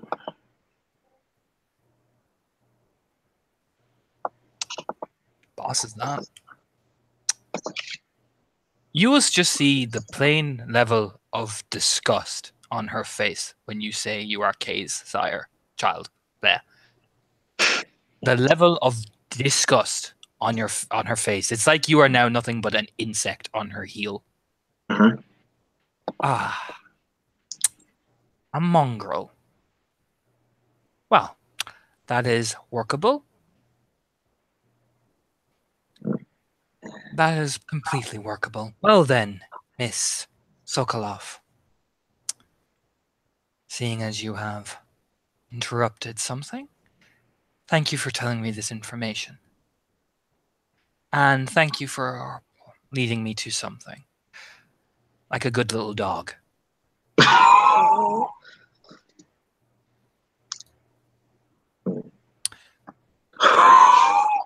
I'm trying to question if that would provoke frenzy rolls. Would it?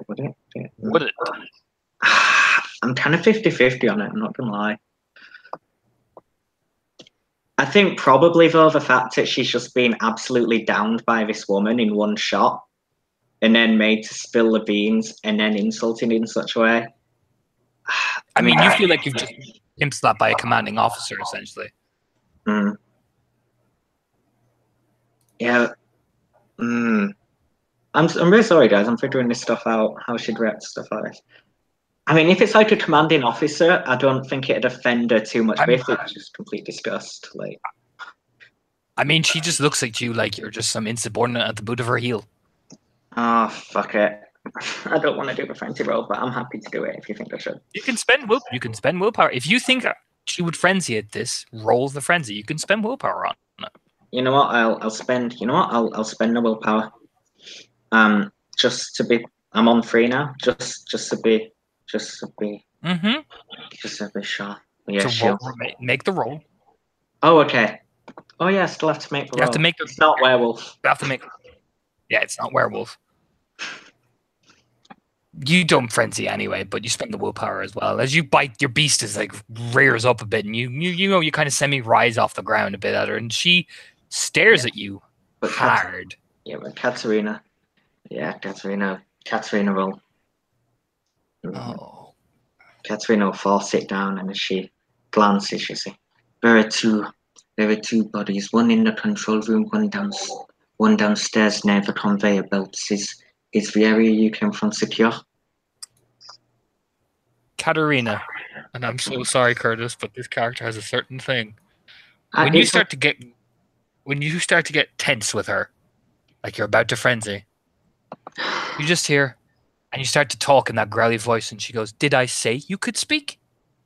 And you just go silent. You don't want to speak at all.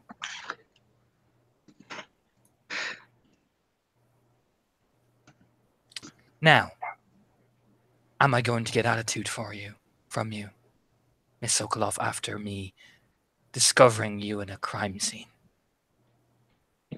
She'll shake her head. That's better. Now,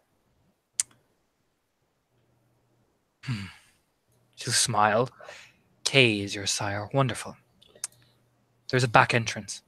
Move quickly. You owe me. Go on. Shoo. Mongrel. She just kicks open the door and begins to walk through. Like walk through, like past me. Yeah, just walk. Like literally, she steps over you. I mean, like, I assume. Yeah, I assume to get my gun, I would have to walk past her, though. No, she kicked it down the hallway towards the reception area, and she just steps Like over that's you. what I'm assuming. That like if I'm on the corridor and I walk through. Curtis, you've been on the ground the entire time. She steps over you, and opens the door to where the bodies are and walks through. Oh, okay. And she kicked it the way you were going, and she Oh, slams the door shut, and she leaves. Like she's got. You just see her walking into where the bodies were. Mm-hmm. Oh, okay, yeah.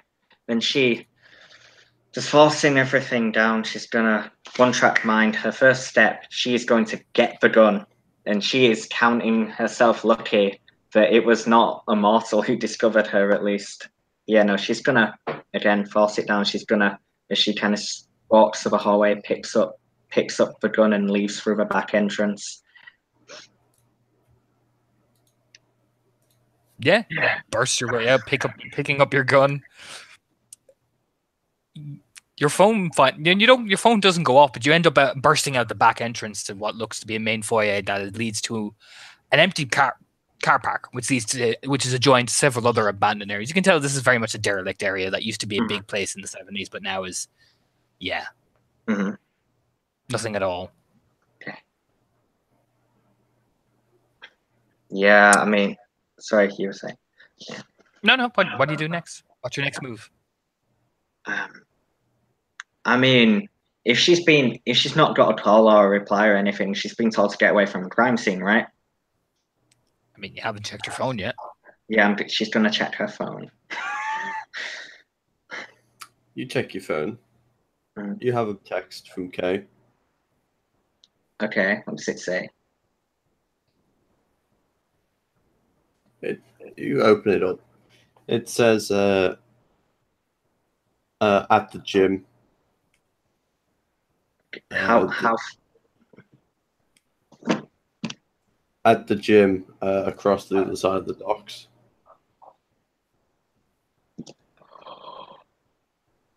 Oh, okay. Yeah. So it's not too far. You know, it's a walk, but that's where he is. But like how long of a walk is it? Do I know? Or is it just 15-minute walk. yeah, she'll just send a message back saying, okay, I'm on the way there. On the way there, stumbled across some trouble, handled it, got out of there. Okay, I'll explain at the gym, basically. All right. And I assume you're going to start heading that way? Mhm. Wonderful. So as Private Sokolov starts making her way back towards a different part, another gym over in the docks. Alice, Uh-huh. got a body in front of you. Yep. Yeah, shit. You know, these coroners aren't here yet. You're gonna need the guy behind you turns away from the conversation he's been having with the other detective this whole time. And he's like, I'm gonna fucking call him again. I'm gonna fucking call him again. They don't send this goddamn fucking experts. Anna, these are supposed to be fucking experts. Fucking Jesus fucking Christ. Are you even an expert? You better be a fucking expert. Kind of turns to you. What? Yeah, Yeah? of course. What'd you fucking study, huh? She names the school. Well, all right then. That's fucking good. At least somebody's here is fucking educated, huh? All right then. What's your name? Alice? Alice, B. Alice what? Brigham. Bring him. Don't fucking know. All right, I'm going to remember your name. You got a number? Yeah. Give me that fucking number. She'll produce a business card. That's what I fucking want to see. See, look at that. Look at that, Anna. Why can't they all be fucking like this? Why? Hey, Donnie, why you gotta keep fucking shouting? Well, fuck you. That's what I think about that. Maybe you're just flustering her with loud noise. Huh? Nothing. Here, she'll hand over her number as well. Oh, sweet. Goddamn fucking useless piece of shit. Fucking. They're on the way. They say they're on. They should have been here 15 fucking minutes ago. But they're not, so we'll have to wait. But they're fucking not. So we'll have to wait.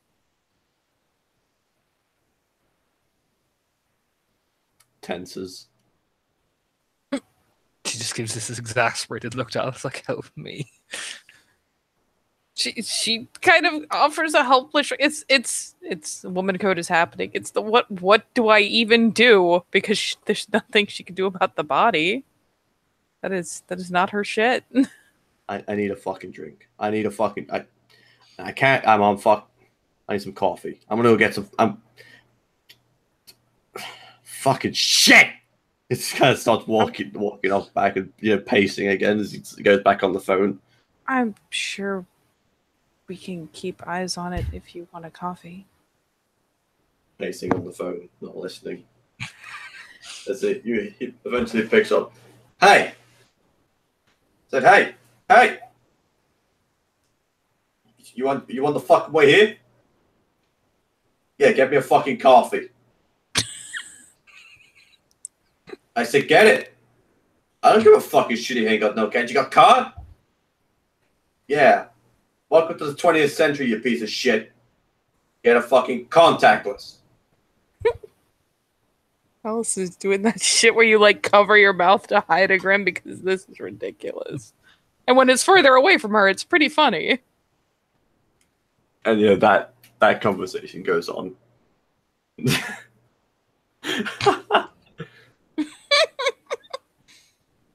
And she'll glance over to Anna again and look like maybe she's considering saying something, and then thinks better of it. And goes to looking at her hands. So, does it normally take this long? I'm not used to beating them here. New team. They're really odd. Quite quirky. Quirky? Quirky. Kind of quirky. Quirky enough that every time he shouts at them, they look like they're about to collapse. I mean, I would just call that faint-hearted. Quirky. She kind of nods. Fair enough. Have I seen you before? There's kind of the cringe face of shouldn't say, but yes. Did you Damn. Did you work on previous cases that I might? I don't think so. She actually kind of sits back and does that thing where you kind of lean back a bit and think about it, because she wouldn't have made note of it prior to that one meeting, but maybe she has. You might have seen her around, yeah. Just, might have. I mean, maybe. Maybe that's it. I haven't. I mean, I haven't been working for the last couple months. So. Oh, okay. Well, maybe she just shrug. But yeah, I was working pretty steady before that. We've probably walked by each other like a million times. Oh well, in that case, she'll stick out her hand. And Anastasia Volokov. Oh yeah, she, just a hand out to take hers. Alice Brigham. Hand is all warm and soft. I mean, so is hers. Da-na-na. She's smiling. Yeah, she'll chill out a little bit. What happened, Tom?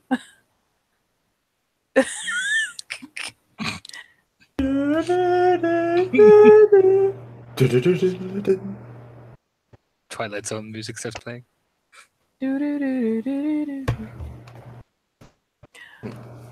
Because eventually Donnie kind of he's goes quiet for a minute. Holy shit!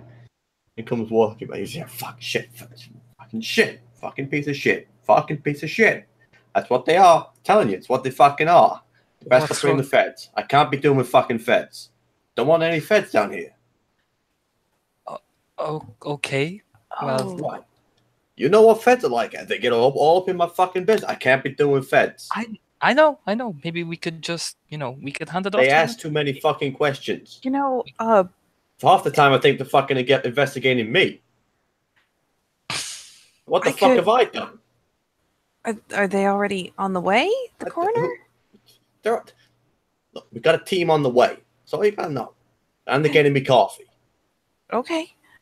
Do you want me to just load it up for now so there's as much for them? Hold on. Hold the fuck. Look.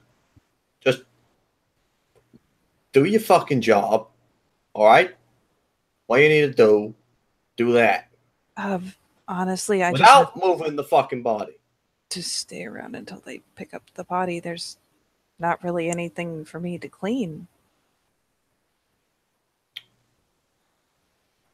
She kind of quirks her brow at him. Be happy. This is gonna be the easiest fucking hours pay you're gonna fucking earn. She just kind of shrugs. She, especially if he's like closer around him, it's deflated somewhat. But she just kind of shrugs. He's not like aggressively like over you. He's aggressive in tone, but his he doesn't seem just snappy. Snappy, yeah. Yeah, she's just like seems really bitchy. Fair enough. Seems really bitchy. They're really bitchy. Fucking hate feds. Fucking feds. If they bring I literally gonna fucking sock them if they bring feds. Can't be fucking done with it. I know you do. Just rubs her eyes. We've had this conversation a lot. They keep fucking. I'm sitting at my desk at fucking work. They're like, "Hey, Donnie, what you fucking doing?" Like, fuck off. Leave me alone. I'm doing my goddamn job. What you fucking pay me for? Rub their eyes again. Like, the chief thinks she comes in asking fucking questions. Like, fuck off. Why can't people just leave me the fuck alone?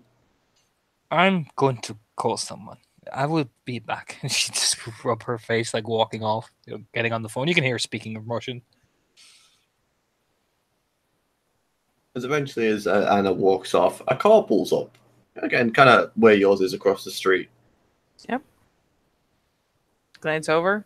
It's kind of like an unmarked car again, Oh shit.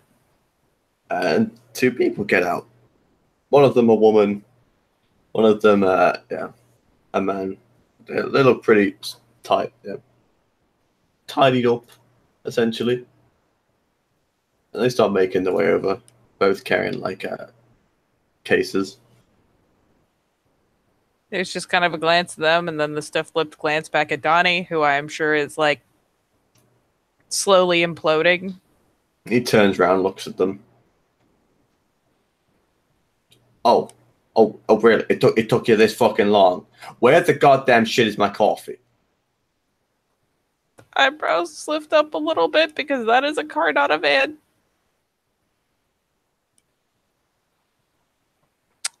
The man, right, reasonably handsome, just like, don't worry, and we'll Don't produce worry. Don't shout. Don't shout. It's fine. It's fine. Here's your coffee. Everything's fine.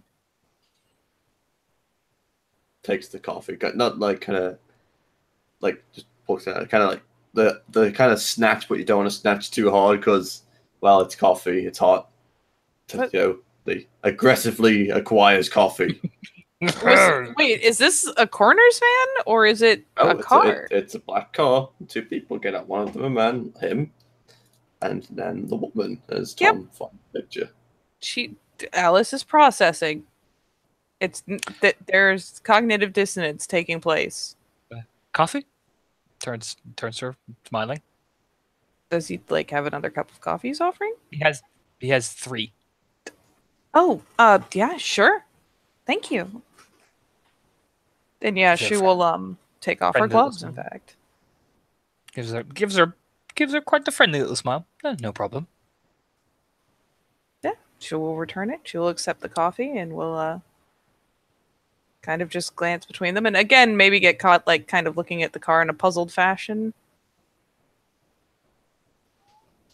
The woman just kind of walks past. She doesn't take a coffee or anything, but she starts puts down the case she's got. It's kind of the case / the bag thing.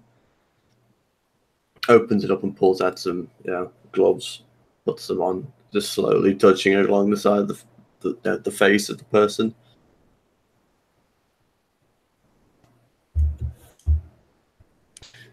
Well, at least it matches up with what you said. It is quite something. At least you were right for once. As Donnie just kind of drinking the coffee, glares. He's got his bitch face on. It's on tilt.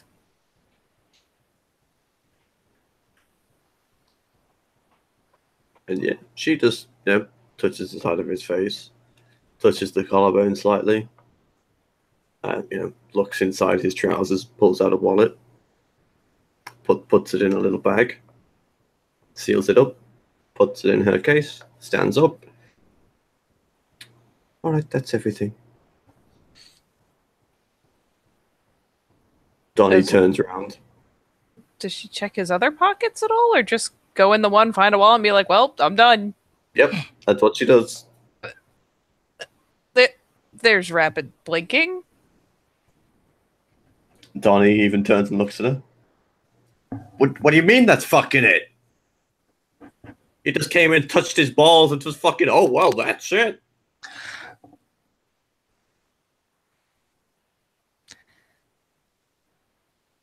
Well, Mr. McMurray, we collected the evidence we needed. I believe my colleague here got what you needed.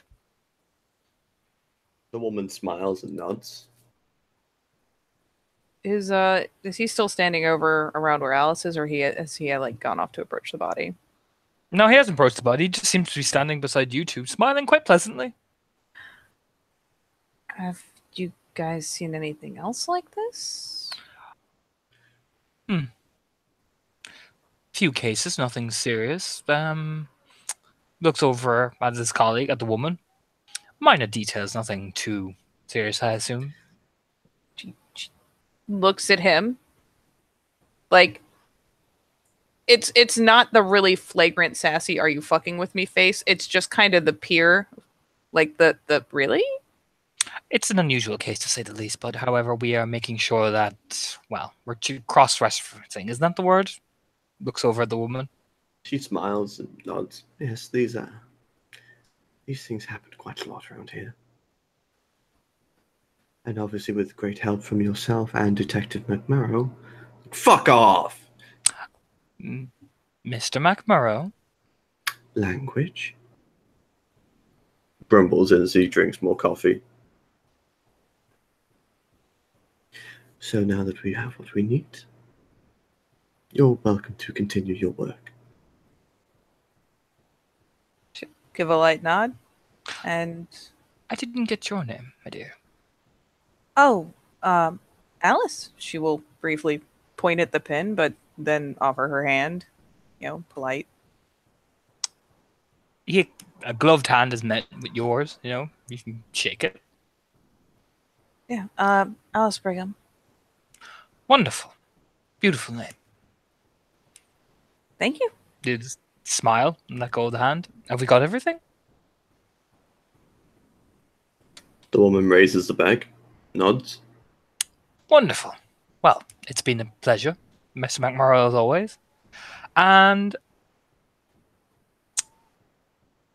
yes, it was cold. Oh, was it actually cold enough she could tell through the glove? I figured that was the point of him having it on. That's why I was being sassy. All right. If he has touch of frost, yes. If not, then it's just, it is a double glove. check. No. Yeah, you don't I feel assume it's just a glove. It feels like a very glove. fine leather. Very fine leather. I know. That's why I'm being so sassy, because I'm like, Soft fucking as a gloves! baby's bottom. It's very fine Corinthian leather. God. He'll just nod. Well, it's been a pleasure, Mr. McMurrow, as always. And I have to make sure I can actually say Katie's character's name right. Miss Brigham, it was a pleasure meeting you. Oh, same? I suppose you both are going to need this, and you'll hand the rest of the coffees to Alice and begin walking back to the car. She just kind of accepts it on autopilot, because that's what you do when people hold things out to you. As he's turned and starts walking, the woman kind of walks between you and Donnie, who's thoroughly embracing this coffee, trying not to lose his proverbial shit. And she turns and looks at you and gives a smile. You're free to do as you wish now. We have everything we need, of course. Hopefully we won't be seeing you in the future. But knowing this city, it's kind of like gives the helpless shrug. Yeah, she will actually, once the cup holder is handed to her, probably tuck the coffee in just so that she can be polite enough to offer the hand again, because she didn't introduce this chick. And Hopefully not. She takes off the glove that she's wearing, shakes your hand. Is she warm too? I gotta double check that. Even though I just check. did. Nope, she's not warm. She, well, kind of, the eyebrows left very slightly, not like a huge motion, just like, oh, as she shakes the hand. Smiles. Sophia. Alice Brigham. Alice? Good fortune in what you come. And she turns and starts walking. Clack, clack, clack of heels. Yeah, she just kind of nods distractedly and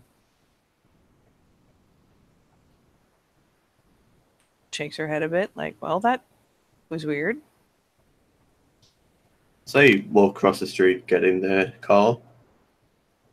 It reverses and drives off. Yeah, they zoom the fuck away. As Donnie finishes the coffee. She just kind of holds out the fucking cup holder to him so he can exchange. Oh no. See that? Fucking Mm. So that was weird to you too, right? Oh no. No, I called for people. They're good. No, they're good at what they fucking do. I ain't denying that. But with this method, this shit you gotta do. I don't like the fucking whole. Hey, look, we came here and touched his balls. Caressed his shit, kissed him goodnight, and hey, we're fucking off. Yeah, she just kind of reaches and pulls another pair of gloves out of her pocket and sets the coffee aside, potentially like on the hood of one of the cars, and just snaps the gloves on and goes over. And just because she can't not, we'll check his other pockets and shit, just because it seems so messed up not to have checked anything after getting the wallet.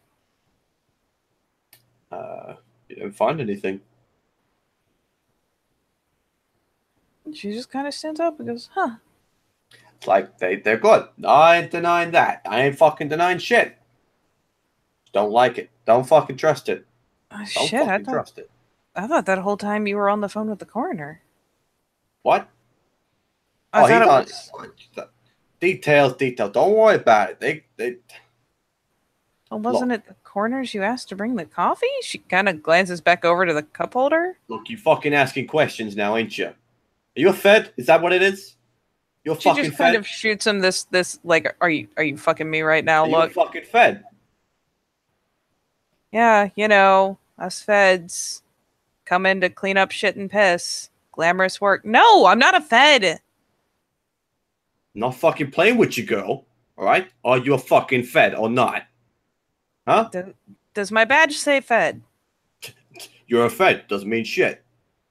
I am not. Huh? You got another badge in there? You hiding another fucking badge? I mean, are you gonna give me a pat down? You know what? Fucking yes. Arms up. Are you fucking serious? Arms up. I'm not a Fed. Arms up. She kind of glances to see where Anna is.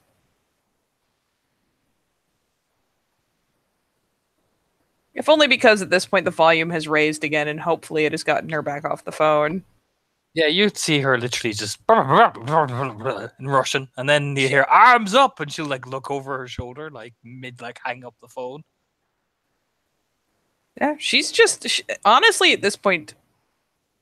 I mean, I assume he's still being bitchy and not like aggressive. Oh no, this is aggressive now. He's kind of like in your face.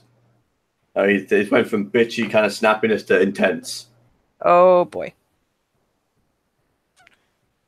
Oh, she starts kind of backing up from him then, being like, no, don't fucking touch me. The fuck is wrong with you? I showed up in a work van, in a work vest with my work badge.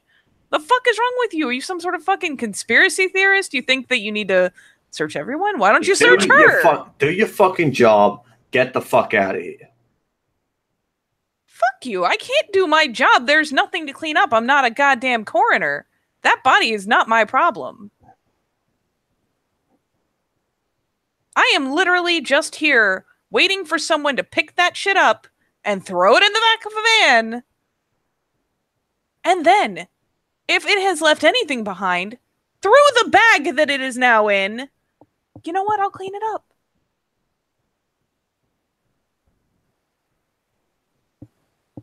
And she has made a point of getting like out of arm's reach, but it is starting to kind of gesture angrily and kind of matching him for aggression level, if only because she's hoping he'll back down, because if he doesn't, she's well, fuck. Right. He doesn't get aggressive as you take a step back. He stands his ground. He doesn't come towards you. But I have to make a roll now. Oh boy. Oh boy. You know what roll this is? I don't, and I'm scared. You should be. Oh no. What is it? What is it? Oh no. Oh no. Oh, So no. you stand your ground, you snap back at him pretty hard, and you just see kind of that tick go in his eye. It's kind of like boom. And I'm going to have to ask you to roll your flat wits to see if you can react quick enough. Oh boy. Because he's going to do things now. Oh boy. Oh boy. And this is a 7. I know, but you've got to roll against his flat dex to see if he's quick enough. Oh boy. Might not Yeah, be. I know. No. He's way too quick for you. The fuck does he do? That's it. That's basically if you see him. Roll wits for you to react quick enough. If you see him coming at you, he's too quick for you, so you can't react. So this is his free action essentially. And he's gonna fucking lamp you. Oh. I'm just gonna see what my willpower is now because it's gonna happen. Luckily, Misses. he misses. I still have to roll willpower or something because. Oh, All right. thank God. So he comes at you. Alice, the first thing you notice before Steven charges, he hisses. It's a hiss rather than a scream. And he comes charging at you and he swings. You manage to just, in that panic, just kind of like flail backwards and he just misses. Is there. You know what? You know what's nearby? I don't have anything I can pick up and swing at him, but there's a cup of coffee. There's, in fact, 2. Okay, Anastasia. Do something too. So. She will probably screech something along the lines of, "What the fuck is wrong with you?" All right, Annie, you have that many. Let me look at your sheet. Oh, Anastasia. Oh. I'm assuming you are doing a thing, so I will wait, but I don't know if this is about to fall into initiative. If this fails, it will probably fall into initiative. Okay. She actually has good dice for this.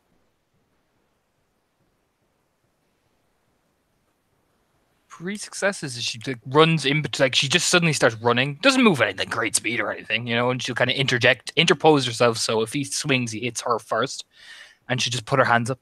Donnie, easy. Take a breath. It's fine. I'll pat her down for you. You go over there, okay? I'll pat her down for you. Now we roll initiative. Oh boy. Because, hey, no self-control, Bruhar. Yeah. Oh boy. So it's Dex plus wits. So, Dex plus wits. Oh God, Jesus, he's Yeah, he's really. Tom, we know what's about to happen, Tom. Bad things are about to happen to good people. Yeah. All I'm gonna say is this plus. Oh my God. Okay. Anna is. Oh my God, Anna's 11. Oh my God. I know who's going in what order. All right. So Donnie is his beast tells him that, hey, fuck this girl, and he's just gonna. Anna's in front of Anna's in Anna's front in of front of him, and the target of his rage is behind her, so he has to go through that. So he's just gonna lamp her. Get the bonus, at least Anna gets willpower back from this.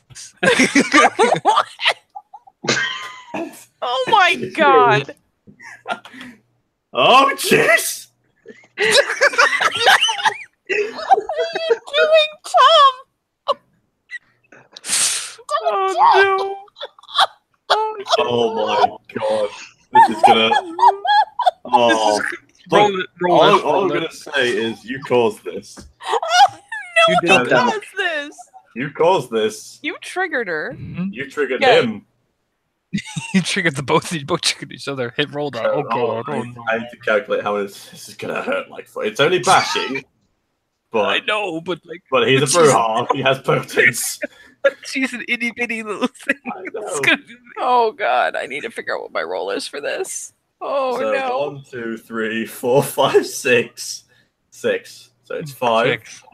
plus Plus his strength. Strength plus potence. Alright, I don't think. Okay, if he can't kill her in one hit. That's fine. No.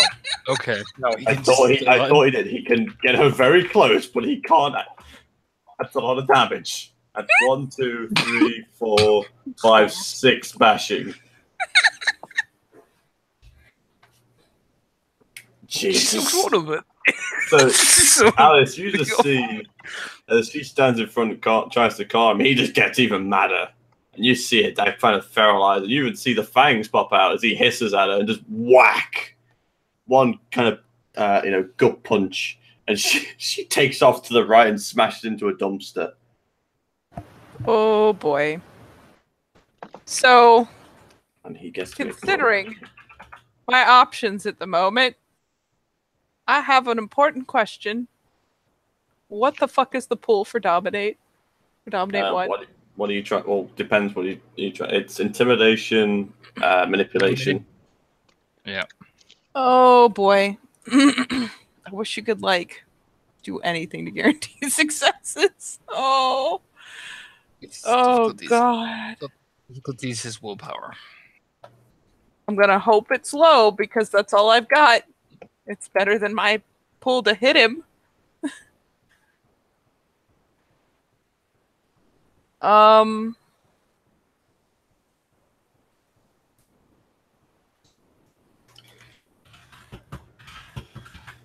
Yeah, she's just gonna scream at him to drop, and she's not even gonna pretend it's anything of what it is.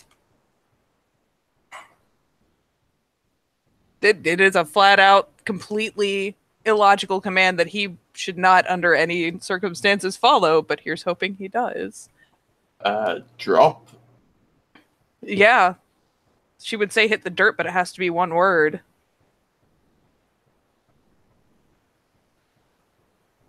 Lie down is 2 words. Get down is 2 words. Hit the dirt is 3 words. Drop is the easiest one she can think of.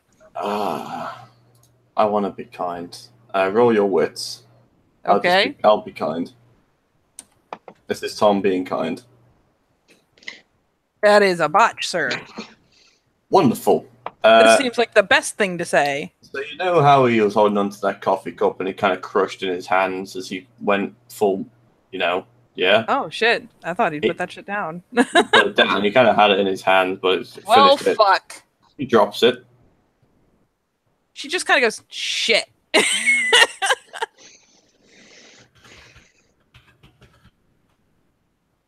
Because I assume that was her action. Yep, that's your action. Anna. Is eating some dirt, and it's delicious. Fucking A. Anna. Is she out actually? Is she out cold? Oh no, she's. I think her jaw is definitely Oh dislocated. no, he hit her in the stomach, so she's probably got a cracked rib, but she's got 1 health level left before she's knocked out. Oh god, Anna. What the fuck would she do in this situation? I mean, if nothing else, she can at least roll awareness because Alice. Well, I don't know if she can. Roll awareness after being knocked through like across. Yeah, true. She's going to spend a willpower point, and she's going to start not charging Donnie, but body block Alice essentially. So she's going to spend a willpower point to get herself up and literally body Jesus block Christ. Alice. No, don't do that. Do anything with that. Her nature, man. It's that fucking meme. What did you do? Can't be a Fed if you're dead. Brilliant. Can't be a Brilliant. if you're dead. Fucking brilliant. Anyway, so Anna, she spends willpower, ignores wound penalties, gets in front. no. Gets in front. Yeah. Oh jeez. Donnie is the focus of his rage is now blocked again. He will roll. He can't spend willpower. He's getting there. Getting there.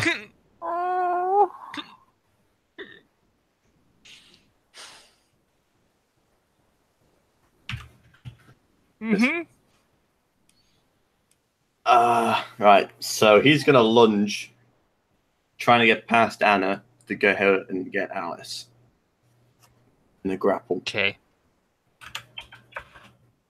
So this is his dex at high diff, and it's against both of them because he has to get through one to get the other. Not spend willpower again. Dex. Celerity. Athletics, is it? Or just For a fight dex? grapple? Brawl. It's strength brawl. Dex brawl to grab. Oh. Yeah, it's different to vampire. It's different to to vampire. grab, you have to get there, then to hold, it's strength. Oh. Yeah. Is there something I should be It's rolling? Yeah, you need to roll. Would it be strength, actually? I can't remember. It'd be I think strength- is it it'd be strength brawl to resist? It's strength brawl to resist. Yeah, strength brawl to resist. You know what? We Let's could- just, we let's just keep it both- easy. Strength brawl to grapple. There. Okay. Okay. Strength brawl. So, but he's at a slightly higher diff, and both of you can go against him. And I got I mean, I don't have the most impressive pool here right Ooh. now. Oh god. and I got 2. Well, you better cross your fingers real hard. Oh my Oh. god. So as he kind of lunges over, Anna does the shoulder barge and kind of spins him round a bit. As you jump in as well, in that both of you kind of grabbing his shoulders and forcing him to the ground, and he's kind of gnashing at you. It's the weirdest thing you've ever seen. Anna looks fucking horrified at this point. Mm-hmm. Yep. But it is your go. I'm trying to decide because the logical thing is to just kind of fucking drop on top of him so he can't get back up. But considering her mental state in this situation, I'm tempted to say she would just book it. Do I need to roll willpower again since he lunged at her again or anything? No, because you managed. You've got it pinned on the ground, centered between two of you. You see handcuffs on his I was side. gonna say then yeah, then she will kind of frantically literally just drop on top of him because it's the easiest thing to do. A controlled grapple is not her fucking forte, and she's more likely to get thrown off that way. She literally just drops on top of him and covers as much body as she can and tries to snag his fucking cuffs. I mean, you can just snag Anna's. She has them right. You can actually see them. You know what I mean? Oh yeah, I'm literally just snatching them off her belt. They're snapped on. They're not that hard to pull off. Mm-hmm. Yep. And then would you like me to roll something, or am yeah. I clear? Dex brawl. Oh boy, this is slightly better than the last. You got to grab his hands. Oh god. Oh god bless. Hey. No, I'll give you that one. Yeah, you managed to between the two of you kind of shackle his hands together. So the cuffs clip in, and I'll give him one more. This round. Please don't break the cuffs, please. And you see him. He, kind of the frantic flailing as his hands kind of pinned together. He's, the viciousness between it kind of just begins to fade as he calms down. And you can see him as he kind of stops, and the eyes roll back in his head a little bit. And they open again, and he kind of looks around as he's on the ground. Combat's over. Yeah, Alice is potentially, in fact, quite probably still laying on him because that was horrifying, and for all she knows, he'll break the cuffs. So, I mean, yeah. Anna literally just collapses half off him like she's wheezing badly. oh shit! Oh, fucking shit. What the fuck happened? What the fuck just happened? You freaked the fuck out! Get off me. He kind of shoves you off him. He's like laying on the ground and cuffed, and he shoves me off. Yep. Potency. Pretty God. fucking easily, just straight off. Yeah, she fucking. I mean, she rolls off. She kind of like fights with the cuffs a bit. Like, get these fucking things off me. She like scowls at him. Where are the fucking keys? What?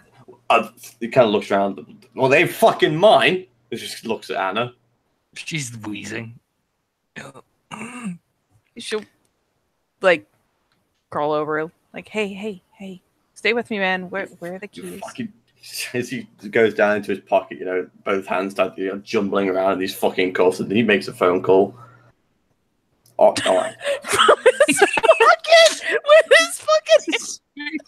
Yep, it's kind of like holding both hands up to the side of his face. He's holding the phone as he's very barely holding on to it, just because the fact that it's so awkward. Yeah, Brooks, you gotta come fucking quick. Yeah, I fucked up. Oh, it was bad. Oh, yeah. No, I get it. Yeah, you could. Look, take it out on me fucking later. You need to get here fucking quick. That's all I'm saying. I wouldn't call like this if it was one of the fucking emergency. I'll explain it later. Just get fucking here. And all right. Jesus. And he clicks off the phone and he starts wrestling with these fucking cuffs. All things considered, she has a decent medicine score. Can she at least do something to make her more comfortable, make it easier for her to breathe? Give me a wits medicine. Yeah, spend willpower on it. Do it. Okay. She's not usually working with live people.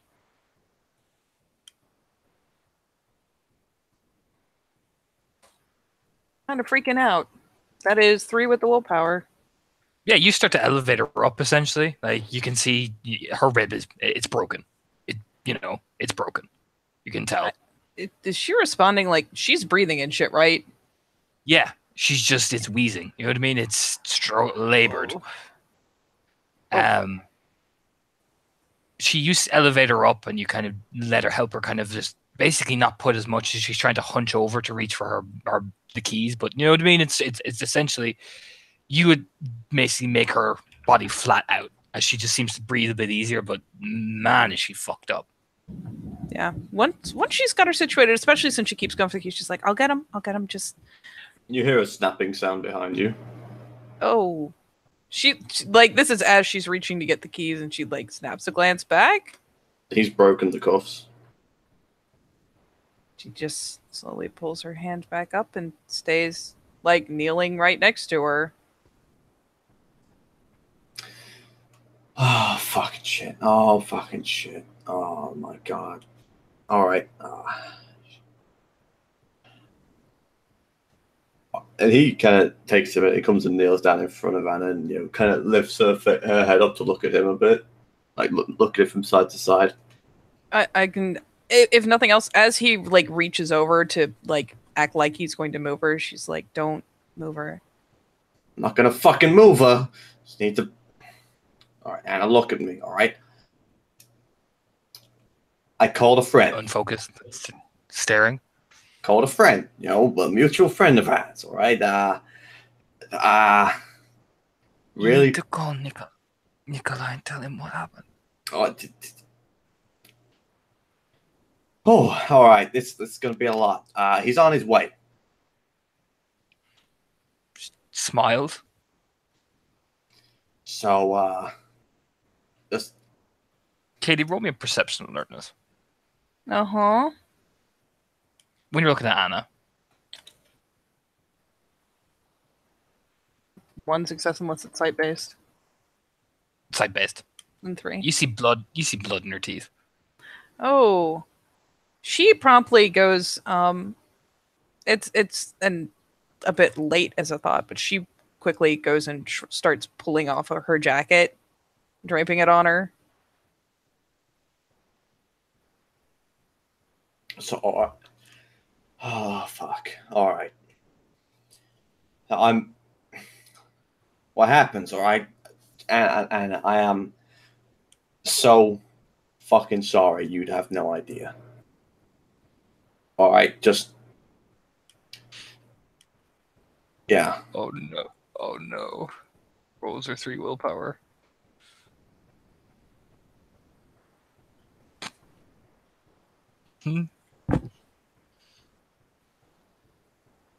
She spits in his face.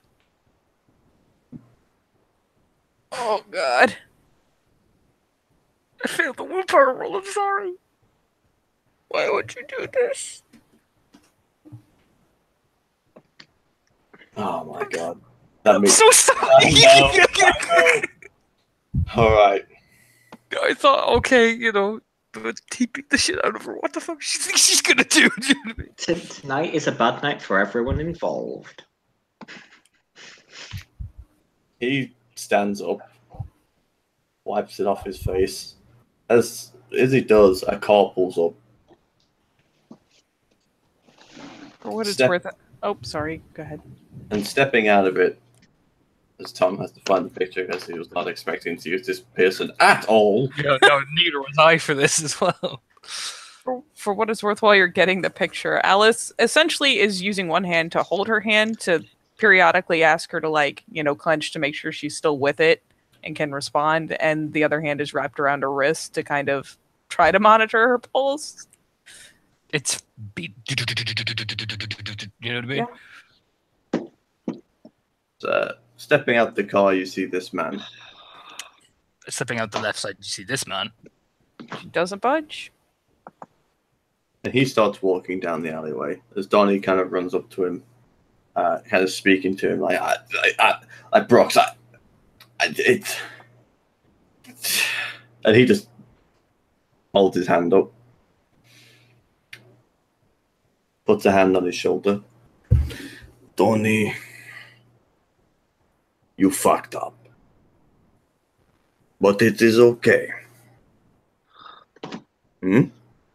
Because it's part of it. You understand? Donnie nods.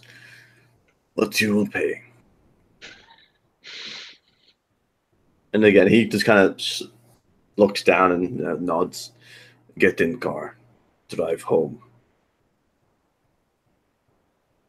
As he turns, he starts walking towards the two of you.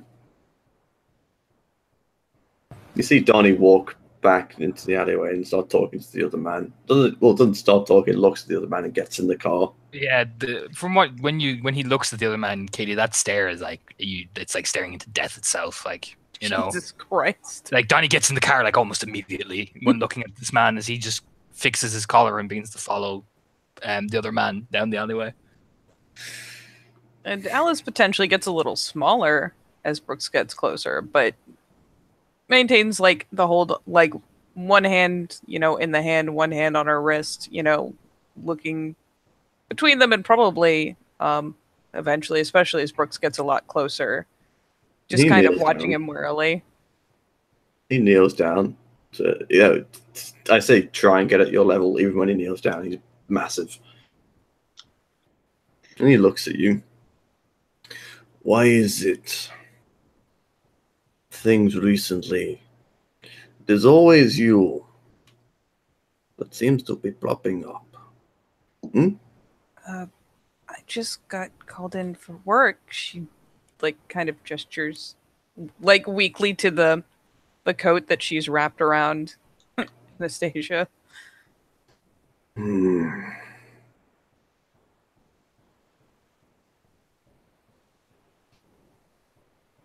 It is a good thing that I like your sire.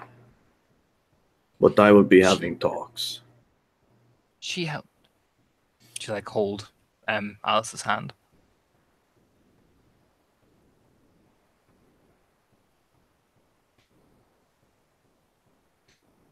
But I thank you. Very small nod. It's I think it's a rib. Might not want to move her without something flat to put her on. You do not tell me what to. So he just turns around and starts puts his arm underneath her and his legs around her back and just starts hoisting her up. Yeah, she lets out a reactionary like yell, like ah, you know what I mean? Because a fucking shattered rib is incredibly painful. I mean, Alice will wince if only because she's half expecting to hear a lung go. But she won't, that she wheezing won't is- interpose herself or anything. She just Yeah. The cringes. wheezing intensifies effectively. He looks down as he's just got Anna in his arms. You will not speak of this. Ever. Do you understand? It's just a very small nod. But I will not forget what you did.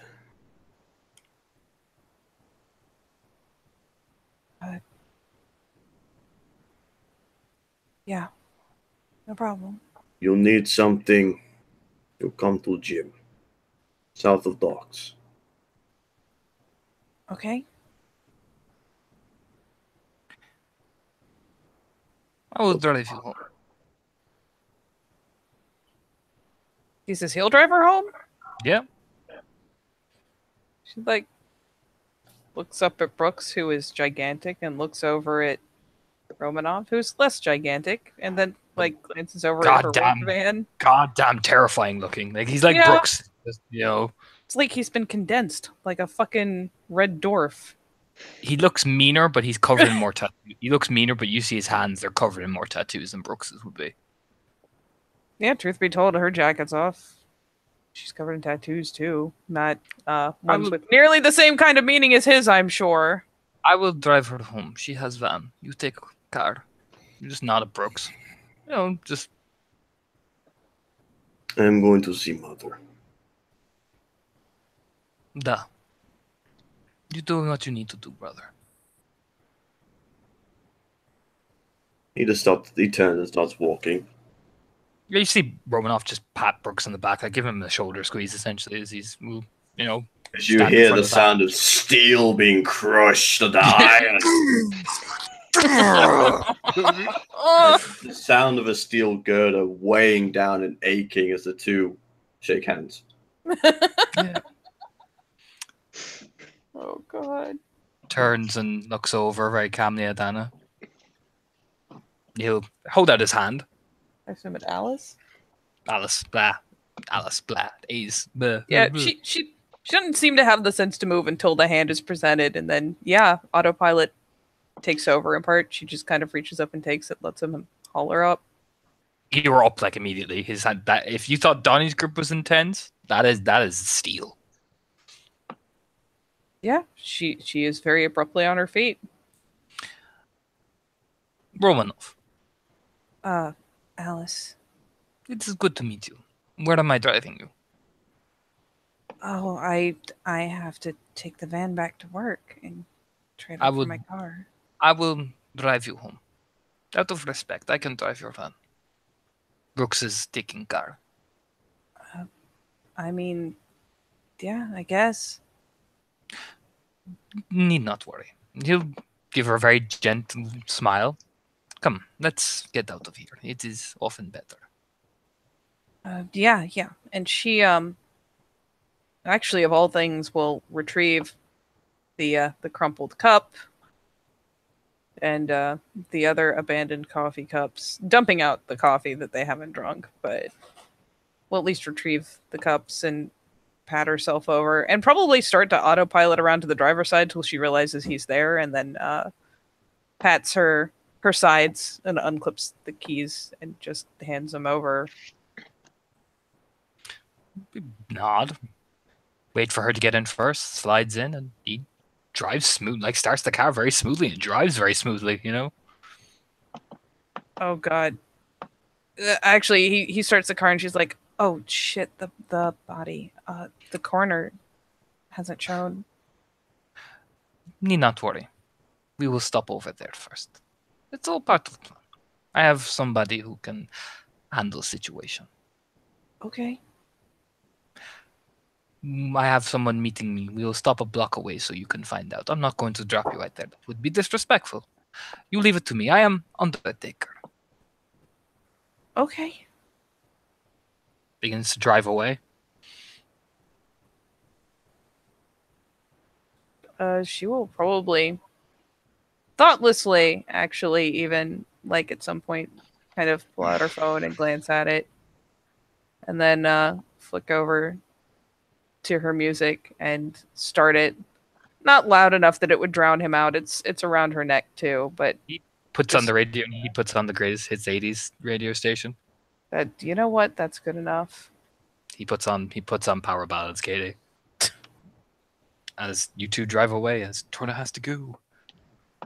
Yes. And just to finish up, because as we do, Kat, you eventually make it to the. Tony, you can just drop out if you need to, dude. You eventually make it to that gym. Mm-hmm. You see one of the cars pulling away, as it does, and standing outside at the front door, looking at you, in fact, is the man himself. Again, usual attire, big, baggy black hoodie, black baseball cap and shades. Mm-hmm. He kind of smirks a bit as he sees you. Yeah, she'll glance at him and then she'll glance down to herself and then back to him, as she's much worse for wear. He kind of, gestures for you to come inside, opening the door. She'll head inside. Is everything okay? If you were not too busy, No, girl, it's fine. Don't worry about it. Just hanging out with a couple friends, and something came up. They got to disappear real quick. She'll note something. She'll kind of look both sides, almost indicating as if she doesn't know if she should talk or not. No, girl, you can talk here. It's all right. It's like our place, where we all me and a couple of guys, we hang out here. She'll nod. Well, I look forward to meeting these friends of yours, but they might have been sent off to deal with a situation I stumbled on. No, I don't think it ain't nothing like that. It's all right, though. I get you were in something, but it doesn't matter, all right? Just you're safe. That's all that matters, girl. Sure. I handled it. I can tell you what happened. Hey, tell me properly another time, all right? For now, we just gotta relax, yeah? She'll not. Speaking of she'll sigh. Speaking of friends, do you happen to know one of us? I stumbled into her. She seems to know you. She won't wince. Her expression will harden a little bit almost. But she'll sort of see in case she'll try and relax a little bit. She red hair, about 5. She'll just kind of Describe her. Yeah. He thinks for a minute. And then she seemed to touch me, and I went down. It was like a taser. She said, once I mentioned your name, everything. She made me save it somehow. It's all right. I know. Don't worry about it. It's your old Papa will handle it. He always does. Smiles. Yeah. She'll smile. Well, I'll have to buy you a beer sometime. She'll smile. Maybe a spa. It's been a while since we trained, Papa. Yeah. Oh man. All right, come on. Let's get you home. All right, you're with me now, girl. Though you're all right. You're safe. That's what matters. Yeah. She'll nod. She'll put an arm around him. Yeah, because no No little redhead's gonna go intimidate my little friend. Oh no. Sure, it's all things considered. I said, bad situation, but I handled it best as I could. Adapt, improvise, overcome. Yeah. Just you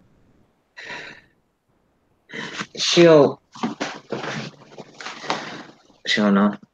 Well, before we get home, look, maybe you should ask another time. What do you want to know?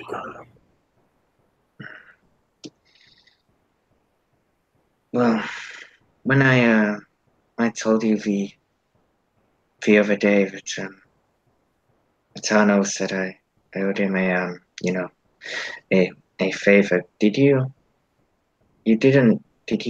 go and handle that? She'll say questioningly. You don't owe him anything. All right. No favors, nothing. She'll kiss his she'll kiss his cheek. What can I say? Lucky girl, I've got the best papa in Boston. Probably the world. She'll grin. But seriously, please come by the gym sometime. I'm working on a couple of new exercises with the recruits. You might find it quite interesting. Maybe, but my war days are all long gone. Yeah, it won't be. Yeah, she'll smile. Yeah. I thought mine were behind me, but she'll just sigh. It doesn't have to be war. Just spending time with with my old man, with a couple of friends of mine. No pressure. I worry about you. Yeah. I don't sound too bad. I'll see if I can fit it in. But come on, let's get you home. Yeah, she'll smile. I promise I won't go easy on you. she'll just smile. I may be old, girl, but this old dog's got a lot of tricks. Yeah, at that, she's still got her arm around him. She'll give him a squeeze. And as he leads Kat to the car, and the two drive off, dropping her off back home, it is there with this scene will end.